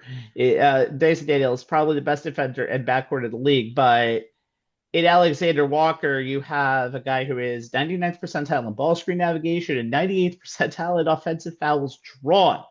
And so you'll have a guy who is pretty much elite at defense, which is something that the Hawks have been pretty much bad for pretty much the entire time that Trae Young has been with the Hawks. And he's a good off-ball player, although last night he shot 2 for 15, so I'm not 100% sure if that's going to be a really good thing to mention just yet.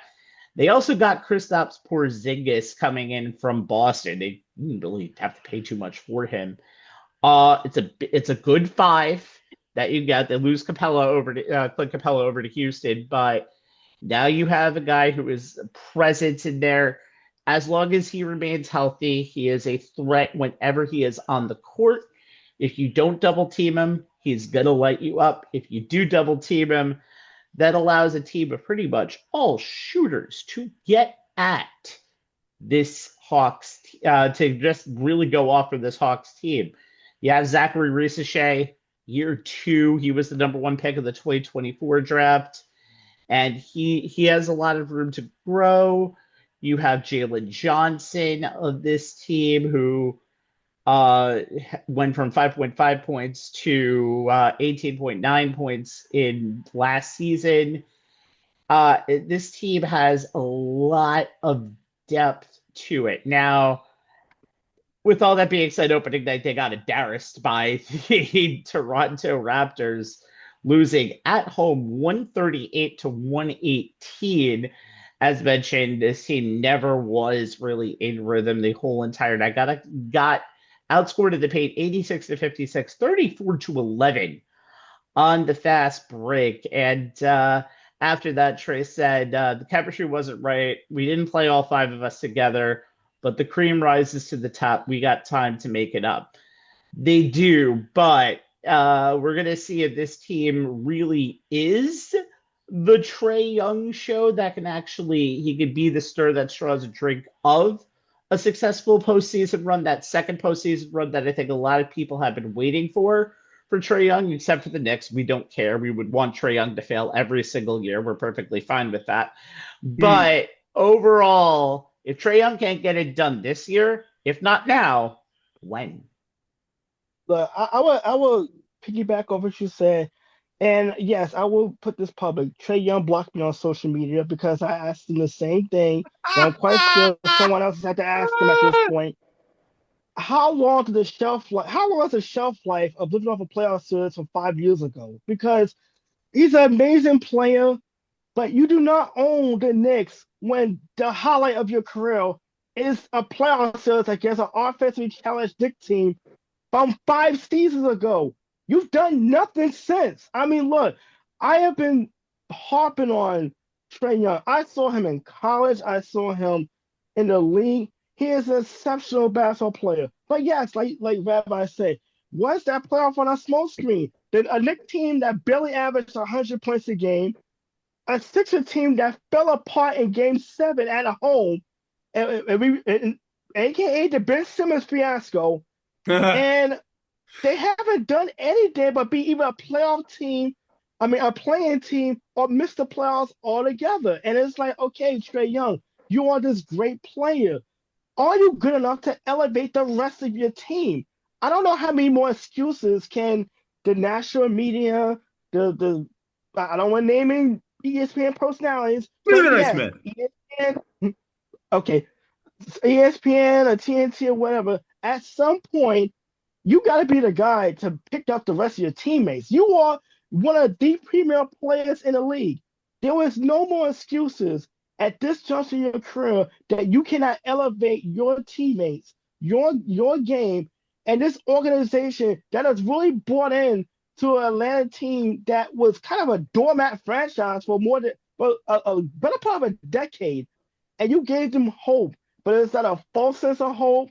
Was that the ceiling we're going to see from Trae Young, or is there finally a level to his game and his potential greatness that we can finally see this season? Look, I'm a Knicks fan. I could care less about his feud with the fans. I see greatness in Trae Young. I just want to see the results of that, and I have not seen that just yet.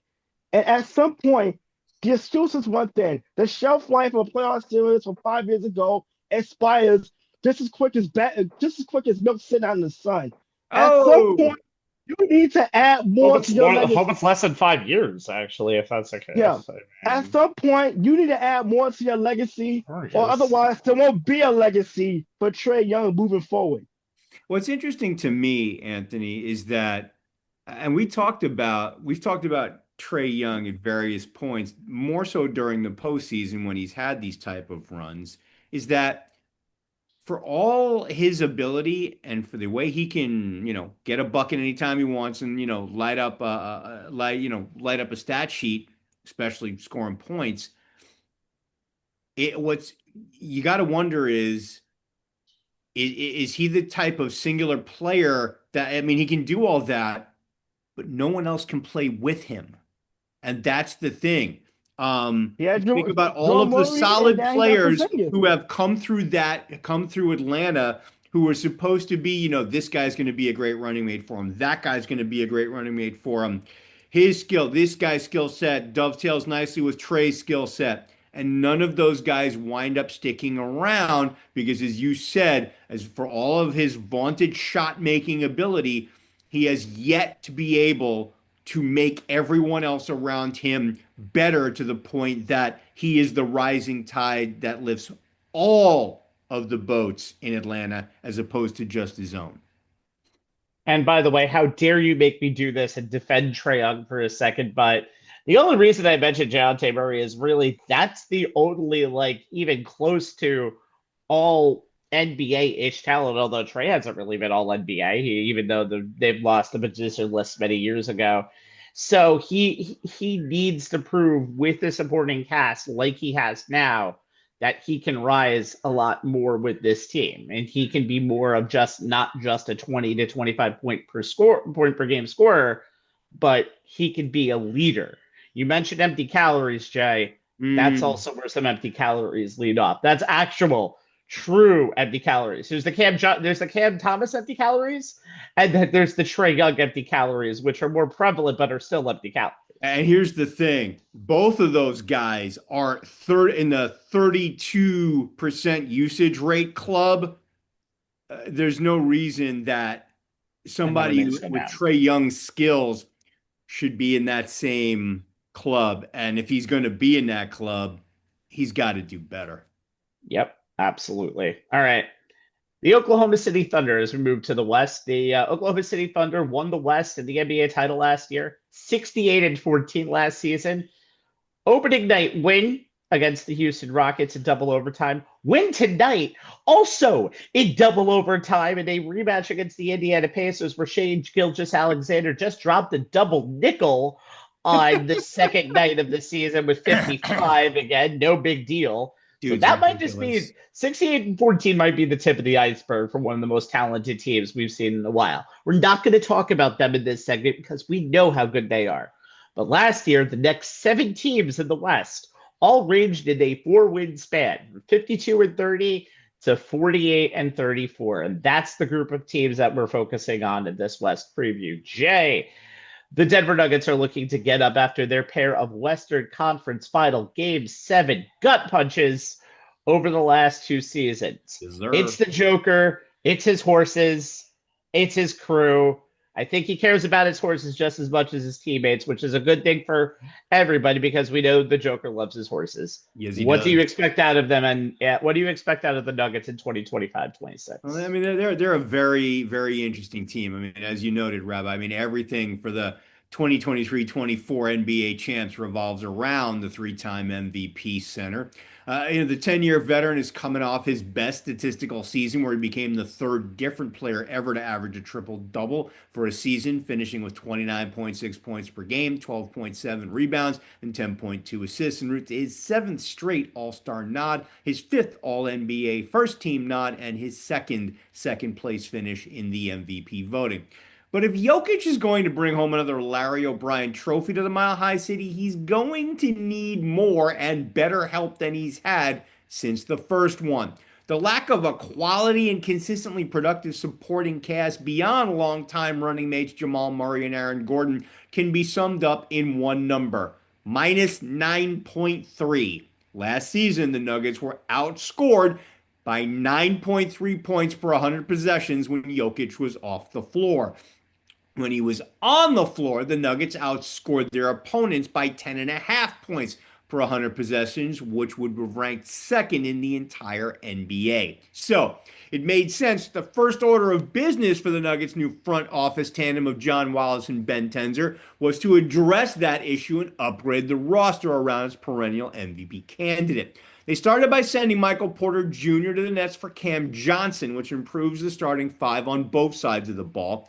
They followed that by bringing back old friend Bruce Brown, who was a key member of the 2023 championship team, 2024 championship team, trading for Jonas Valanciunas. Valanciunas, baby. Yeah. He automatically gives Jokic the best backup center he's ever played with. And they also brought in free agent signee Tim Hardaway Jr. to give the team another established shooter. Johnson scored a career-high 18.8 points per game last season in Brooklyn. He's a career 39.2% shooter overall from beyond the arc, including 44.1% on corner threes. And last season, he shot a career-best 47.5% from the floor overall, including 57.8% on twos. Hardaway Jr. is a career 36.1% shooter overall from beyond the arc, including 37.8% on corner threes. Their ability to spread the floor and knock down kickouts from Jokic adds a dimension the Nuggets offense has been missing recently. Brown may not have the same ceiling as he did in 2023-24, but his floor should be as solid as ever, and he's one of Jokic's guys. He knows how to play with Jokic, and Jokic knows how to play with him.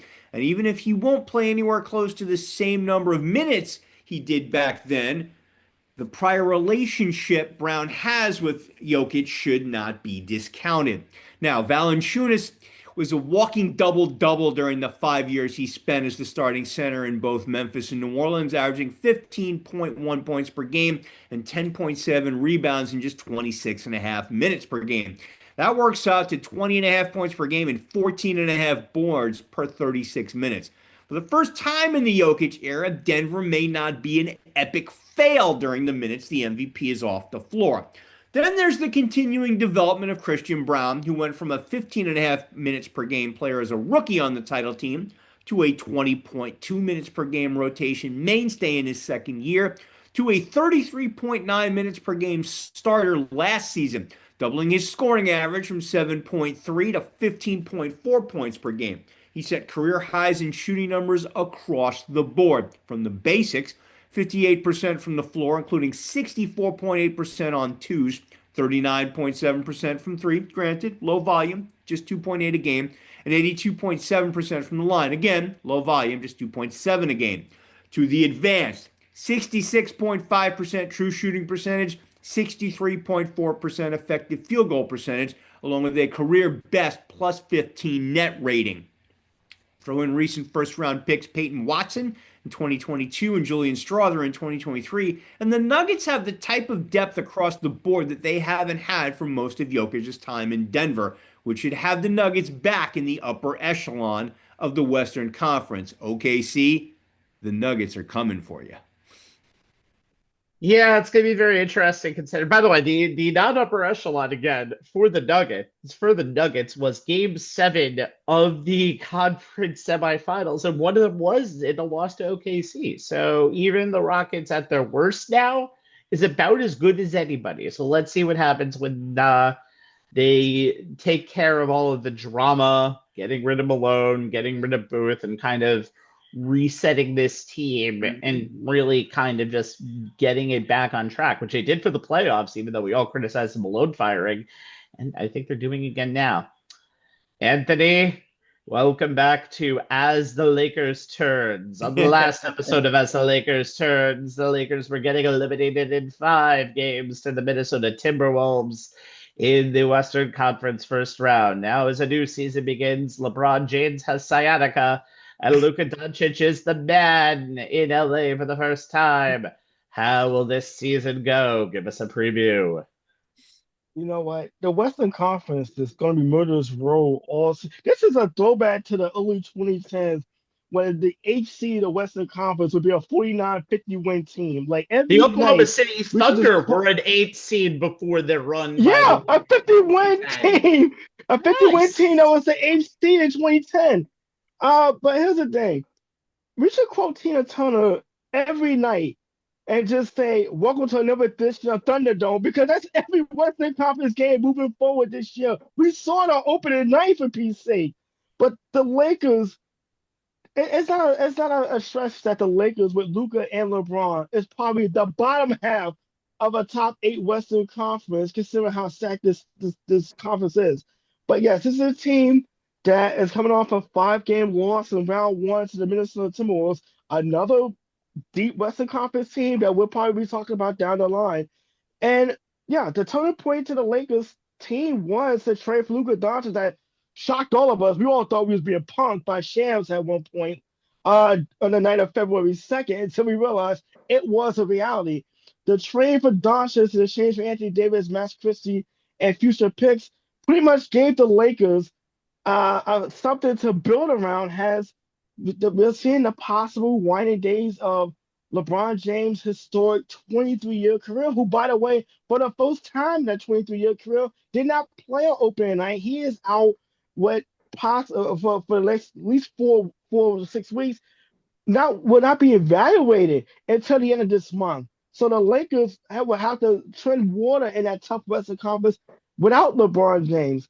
But when you look at the team after Luka Doncic, they signed DeAndre Ayton in the hopes that he would add some size to a team that totally lacked size last season after the Anthony Davis trade. And boy, did the Minnesota Timberwolves exploited the lack of size in that first round series.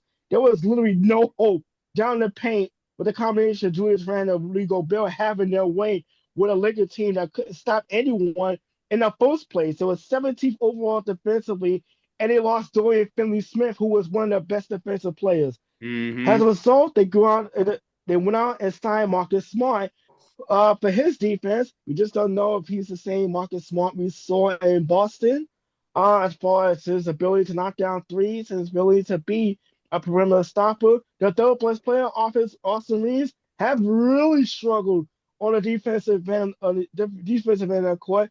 And also, this is year 2 of JJ Redick as a head coach. Great job last year in year 1. However, we saw in the playoffs relied very heavy on his starters. Take that, Tibbs. But he relied heavily on his starters just as much. And as a result, we saw the wear and tear of the Lakers starting lineup show its course as that series went on against Minnesota, who was able to throw different lineups at the Lakers as far as just conditioning and just being able to play at a faster pace while the older Lakers teams wore down. The key, though, is going to be a combination of Luka Doncic. Can Luka Doncic be that guy And can LeBron James basically fight off Father Time one more season at least? I mean, he is this is his option year. His contract is up at the end of the year. And also, is it a possibility that he can take we've said this a lot earlier in the show. Can he take the role of Robin and allow Luka Doncic to be Batman? Because the Lakers' future, at least beyond this season, is dependent on Luka Doncic, who signed an extension, by the way, upon that trade in the offseason. So he's going to be a Laker for the next few years.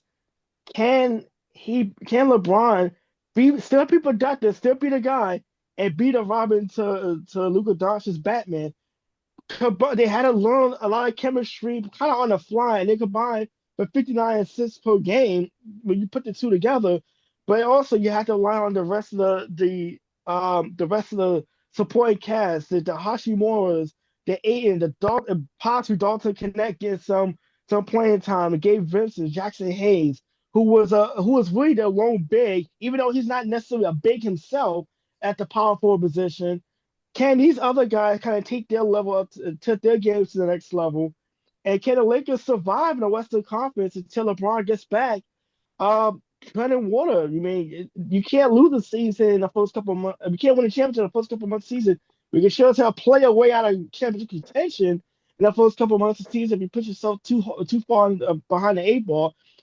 Luka Doncic went on for 42 in game one, and it still felt like the Warriors was having to just name a final score in that first game. So it really spells a lot of trouble for the Lakers moving forward.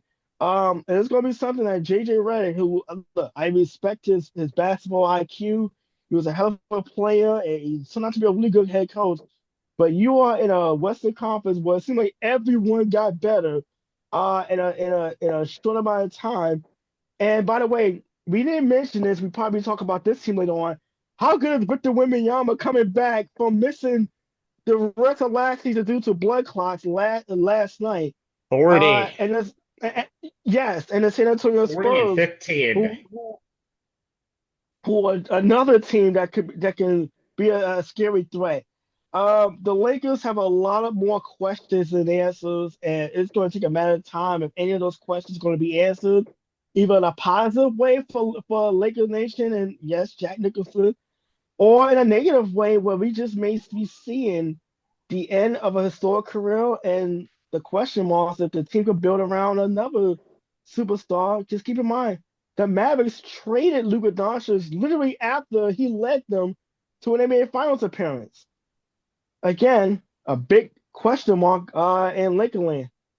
Going to be very interesting, especially considering the fact that how much time LeBron misses in the beginning of the season. I never thought anything was of it like, oh, LeBron doesn't want to be a Batman. But I mean, I think the goal for LeBron is just winning titles now. And I think right now, unless he can find a better option than LA, this is the best option that he's going to have. But I think the real question of all of this is, when's he come back? Because the injury that he has is not something that's going to heal over time. It's going to need to be worked on, and it may be more than just a month. And if that's the case, this is Luka's team, and I don't know, even with the firepower that Luka brings, if that's enough to go through a murderer's row of the Western Conference. I really don't know, because especially you saw last night, the Warriors. Last night the Warriors just ran him up and down. 2 nights ago, by the way, ran him up and down the court. By the way, 6 million people. Best opening night, by the way, in the NBA since 2010, ratings-wise, it just came out, which is insane considering people loved it on NBC. Oh, yeah, definitely. Yeah, I mean, we're old enough, obviously, to remember the original incarnation of the NBA and NBC. It's good to have it back, but the AI Jim Fagan voice kind Let's of not talk about that. bit. Let's not talk about that. I can do a rant on that. That freaked me out quite a bit. Let's not talk about that. Let's not. I would rather just hold on. And let's never talk about AI ever and hope it goes well. To be completely honest with you, but that's for another show.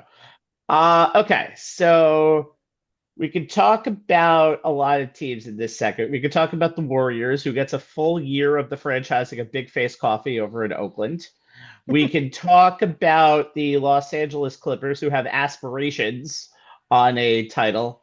See what I did? Yeah, Forget saw it. what All you right. did there. Thank you. But I'm going to talk about the Houston Rockets, and not necessarily for the way that you think. Well, let's get the elephant out of the room. Kevin Durant ended up getting traded to this team in the offseason, and it was in my God, seven team deal that sent Jalen Green and Dylan Brooks over to the Suns.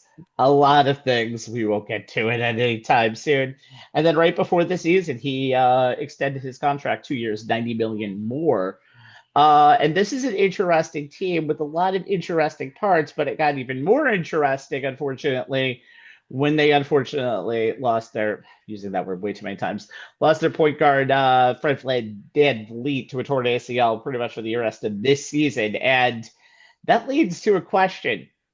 What are you going to do with the point guard position? Because now we have a situation where the person who was officially listed as the point guard at opening night was Amen Thompson, who had a very good year last year, is starting to improve, had 18 points and 5 assists on opening night, but he is 6'7". And we talk about Miles McBride not being a traditional point guard because he doesn't score, because he's more of a score-first player.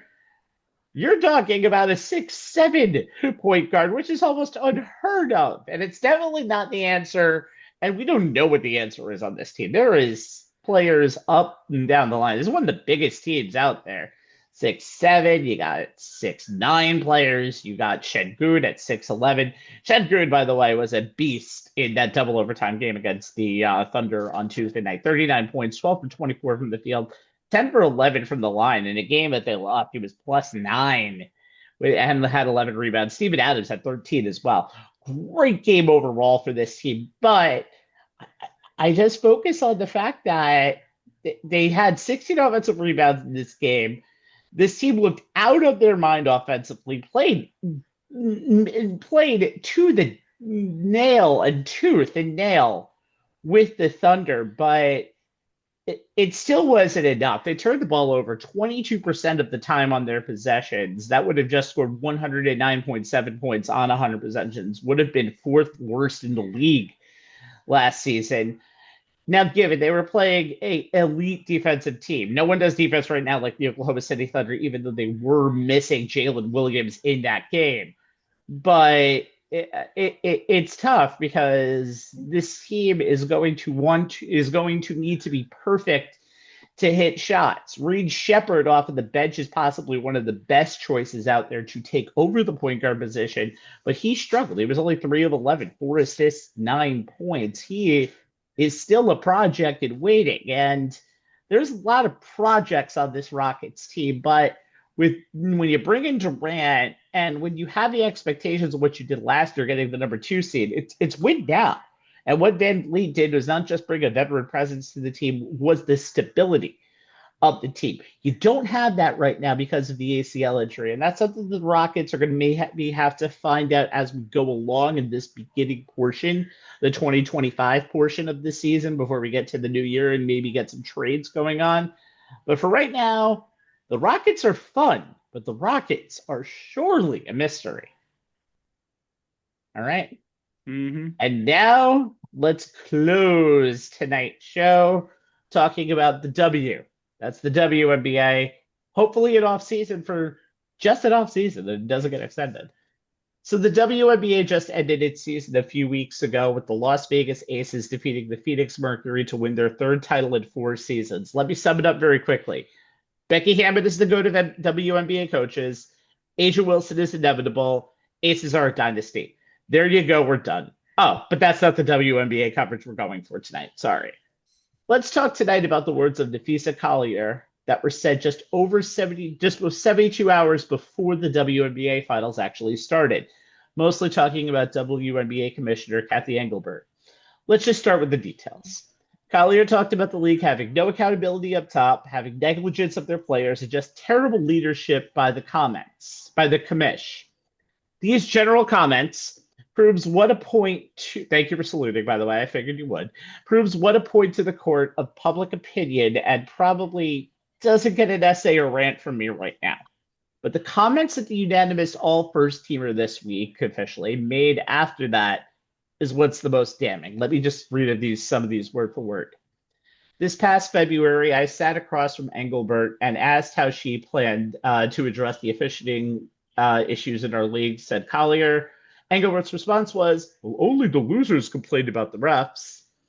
In response to some of the biggest earners in the game, most specifically one Caitlin Clark, and what the pittance of salary they make compared to the male peers, her response was, Clark should be grateful. She makes $16 million off the court because without the platform that the WNBA gives her, she wouldn't make anything. And then, of course, let's talk about the humbleness of Miss Engelbert and her tenure. Players should be on their knees, thanking their lucky stars for the media rights deal that I got them. Okay, let's take these three comments quickly in order. Only losers complained about the refs? That sounds like the words a 14-year-old says after he won his JV high school football game to the opponent. Kathy is 4 times that age plus 4. Real mature. To the comment of Caitlin Clark being grateful of the platform the WNBA gives her, did you see her when she played college? Right. Don't you realize that the platform the WNBA provides these players is not even close to how the stars were actually established? Think you could say Caitlin Clark is more known for her time in Iowa. Paige Beckers is more known for her time in UConn. Angel Reese is more known for her time in LSU. You should be lucky they are in your league, Kathy. Yep. As for the players should be on their knees comment, just stop. I don't think anyone has ever given Adam Silver a thank you card thanks for the new NBA and NBC and Amazon money that they've been given. Engelbert isn't just delusional, she's severely brainwashed and dangerous to the ability for the WNBA to continue into the next decade. She shows too much of the business acumen of David Stern and not a single ounce of the humanity someone like Adam Silver has shown. There's another side to this. The pay us what you owe us shirts that were initially worn at the WNBA All-Star Game and showed up again during the WNBA Finals shows exactly to the public what these players are fighting for. But that's all it is. It's a show to the public who the good guys are here. Now, while the PUWYOU shirt, I'm trying to not say pay us what you owe us again, let's try that, is a good public statement. What Nafisa did here was the equivalent of Naz's ether to Kathy in the sports media world. Look it up. But that could lead to an even longer fight on where this all really matters in the negotiating table. The people who are reasonable and think that the WNBA players are in the right and need to be paid more, those opinions aren't changing. Those who are trolls and can't have their opinions swayed thinking, women, bad, less pay, those aren't changing either. Again, this goes to one place, the negotiating table. As much as you might detest what Kathy said and her denial of Collier's words at the WNBA commissioner press conference before game 1 of the finals that made Nafisa cancel a meeting the next week, makes me detest Kathy even more. But again, note this. Kathy works for the owners at the bargaining table, not the players. The words becoming public does nothing but make the other side angrier than all holy hell. This is not going to lead to any negotiations that are going to be better by making any of these public. And if Collier's last words was a last resort to get both sides to the table, then we are more fracked than we thought that we were going to be in seeing a full season of the WNBA in 2026. This negotiation is so needed that we don't need mediation anymore. We need Maury Povich. Kathy should choose her words carefully in both public and private, and Nafisa should choose very carefully of what doesn't get revealed. Otherwise, the biggest loser of this whole CBA WNBA drama, don't put that many letters in a row, will be us. Guys, take it away. And go ahead. I'll start off.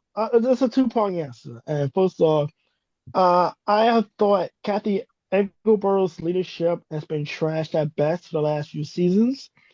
From the officiating, from how she's handled situations as far as players being attacked on social media by trolls, whether it was Angel Reese being attacked, whether it was some of the black players being trolled by racists online. Whether it was Caitlin Clark being the target of some trolls attacks at times as well. To even the situation involving Brittany Griner. By the way, how delusional can you be if you say the players should be thanking thanking the league for being part of it when Brittany Griner was literally held against her own will, in part because she has to play overseas for extra income because you refuse to pay the players to keep them from being in that situation in the first place. That is about beyond stupid and delusional as it gets. But I would hope that a third party could come in and help these two sides negotiate something. By the way, I was reading something earlier on Bleacher Report that they may extend negotiations into November beyond what would be the October 31st deadline for the CBA.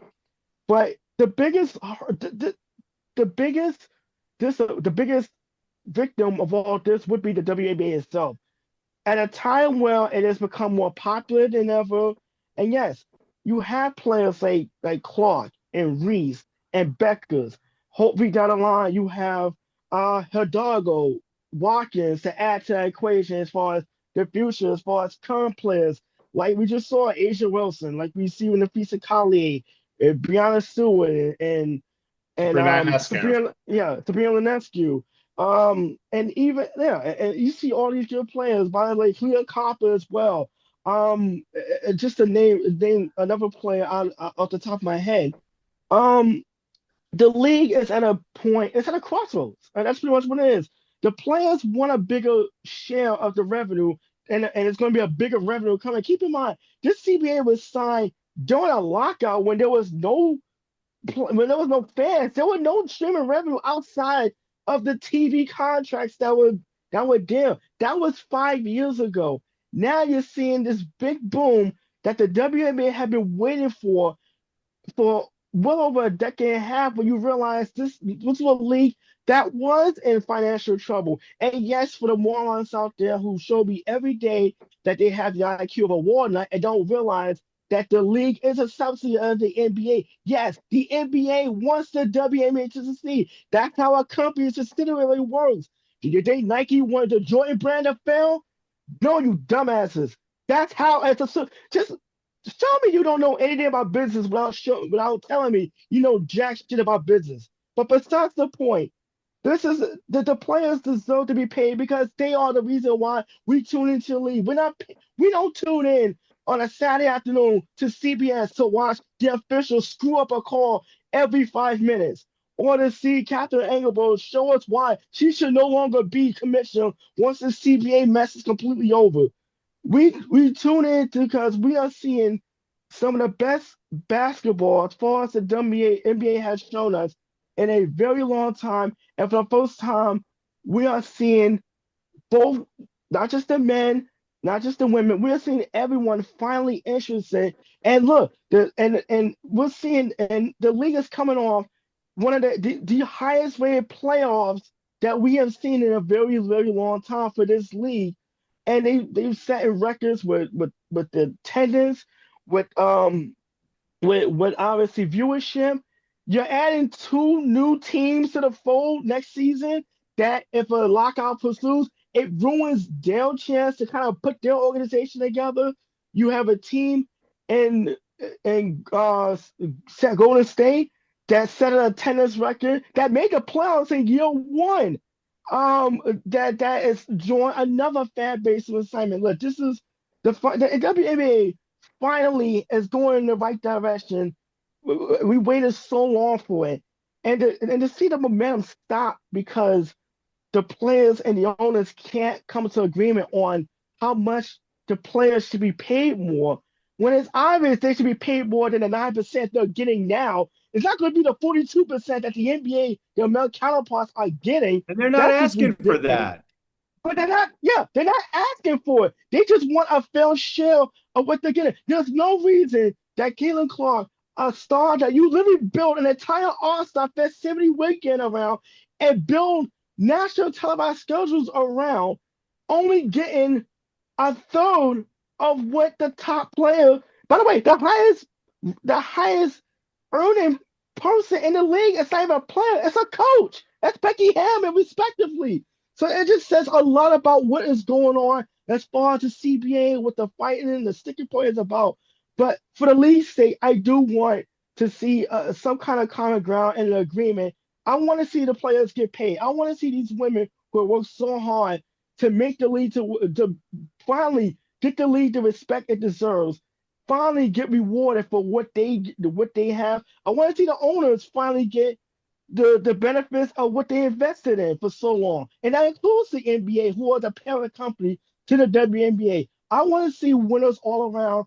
But if nothing comes of this negotiation and this goes into a lockout and it extends into pretty much hurting the offseason where your two brand new franchises can't really start to operate as an organization, and it possibly leads to the next season where games can be missed, that everyone loses at this point. The fans, the players, the owners, the sponsorships, by the way, the TV revenue, everyone's a loser until there's a common ground. And it's going to have to start with checking Eagles at the door, whether it's Collier, whether it's Engelberg, whether it's a third party, a mediator that can come in and kind of sort this out. But something has to be done because the WNBA's future moving forward and the momentum depends on it in a big way. Amen. Are we done? No, I think- Jay, I'm letting Anthony take a breath. That was an epic rant, and I had a feeling that's what Anthony had coming, which is why I let him go to get all of that out. I agree with you wholeheartedly on all of that, Ant. That very public spat between all WNBA first teamer Nafisa Collier of the Minnesota Lynx and Commissioner Kathy Engelberg during the WNBA finals over Collier saying, among other things, that WNBA had the quote worst leadership in the world, coupled with what happened this week with Players Union Executive Director Terry Jackson calling out NBA Commissioner Adam Silver's position that an increase in salary as opposed to an increase in their share of the revenue is the way to go with the next CBA, is the league, with the league as more of the same old song saying, quote, we've come to the table prepared to do business. They've responded with bad math and are hoping everyone doesn't understand what uncapped actually means. Adam Silver said it himself on behalf of the WNBA. Share isn't in the word. It's not in their vocabulary, end quote. She said that as the League and the Players Association.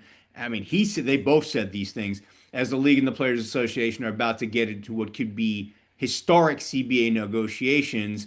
All of this is putting cloudy skies over what should be the start of the sunniest period in the W's 28 years of existence. Personally, with the NBA about to be embroiled in a very ugly gambling scandal, current Blazers head coach and Hall of Famer Chauncey Billups and Miami Heat guard Terry Rozier were among more than 30 people arrested Thursday as part of a multi-year FBI investigation into illegal betting activities. I think maybe Silver should leave well enough alone, as he now has a bigger black eye to deal with in terms of bad optics than the issues surrounding the WNBA's CBA situation. Just saying is all. Look, I have a bad feeling that these WNBA CBA negotiations are going to create new definitions of the words contentious and acrimonious and leave a bad taste in everyone's mouths, especially the fans, even if they can get a deal done without a work stoppage. The optics for Engelbert, who I agree with both of you, needs to be relieved of her command for conduct unbecoming, and the league office, keep getting worse and worse with every new story as we get closer to the 10/31/25 deadline. Halloween is an apt day for this deadline, as things are going to get scary and there'll likely be more tricks than treats before it's all said and done. All right, guys. Very interesting times for both the NBA and WNBA, and obviously we're waiting for more stuff to come out with. We know what happened. Two totally different things, by the way, that Chauncey Billups and Rozier are being charged with, by the way. Mm-hmm. Although there's hints in that other report that lead there's different charges, possibly, but there's different charges, but there's also reports of a coach of pretty much the same exact playing time and stature of Billups being the one who was giving information about.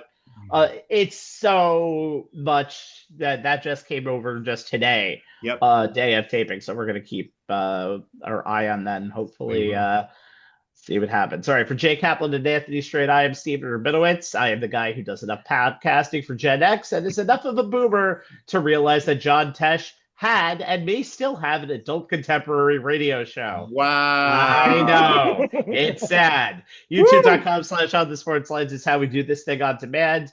We go live every once in a while at Facebook.com/On the Sports Lines. Sorry you didn't get it tonight. You were just in too much of a flow.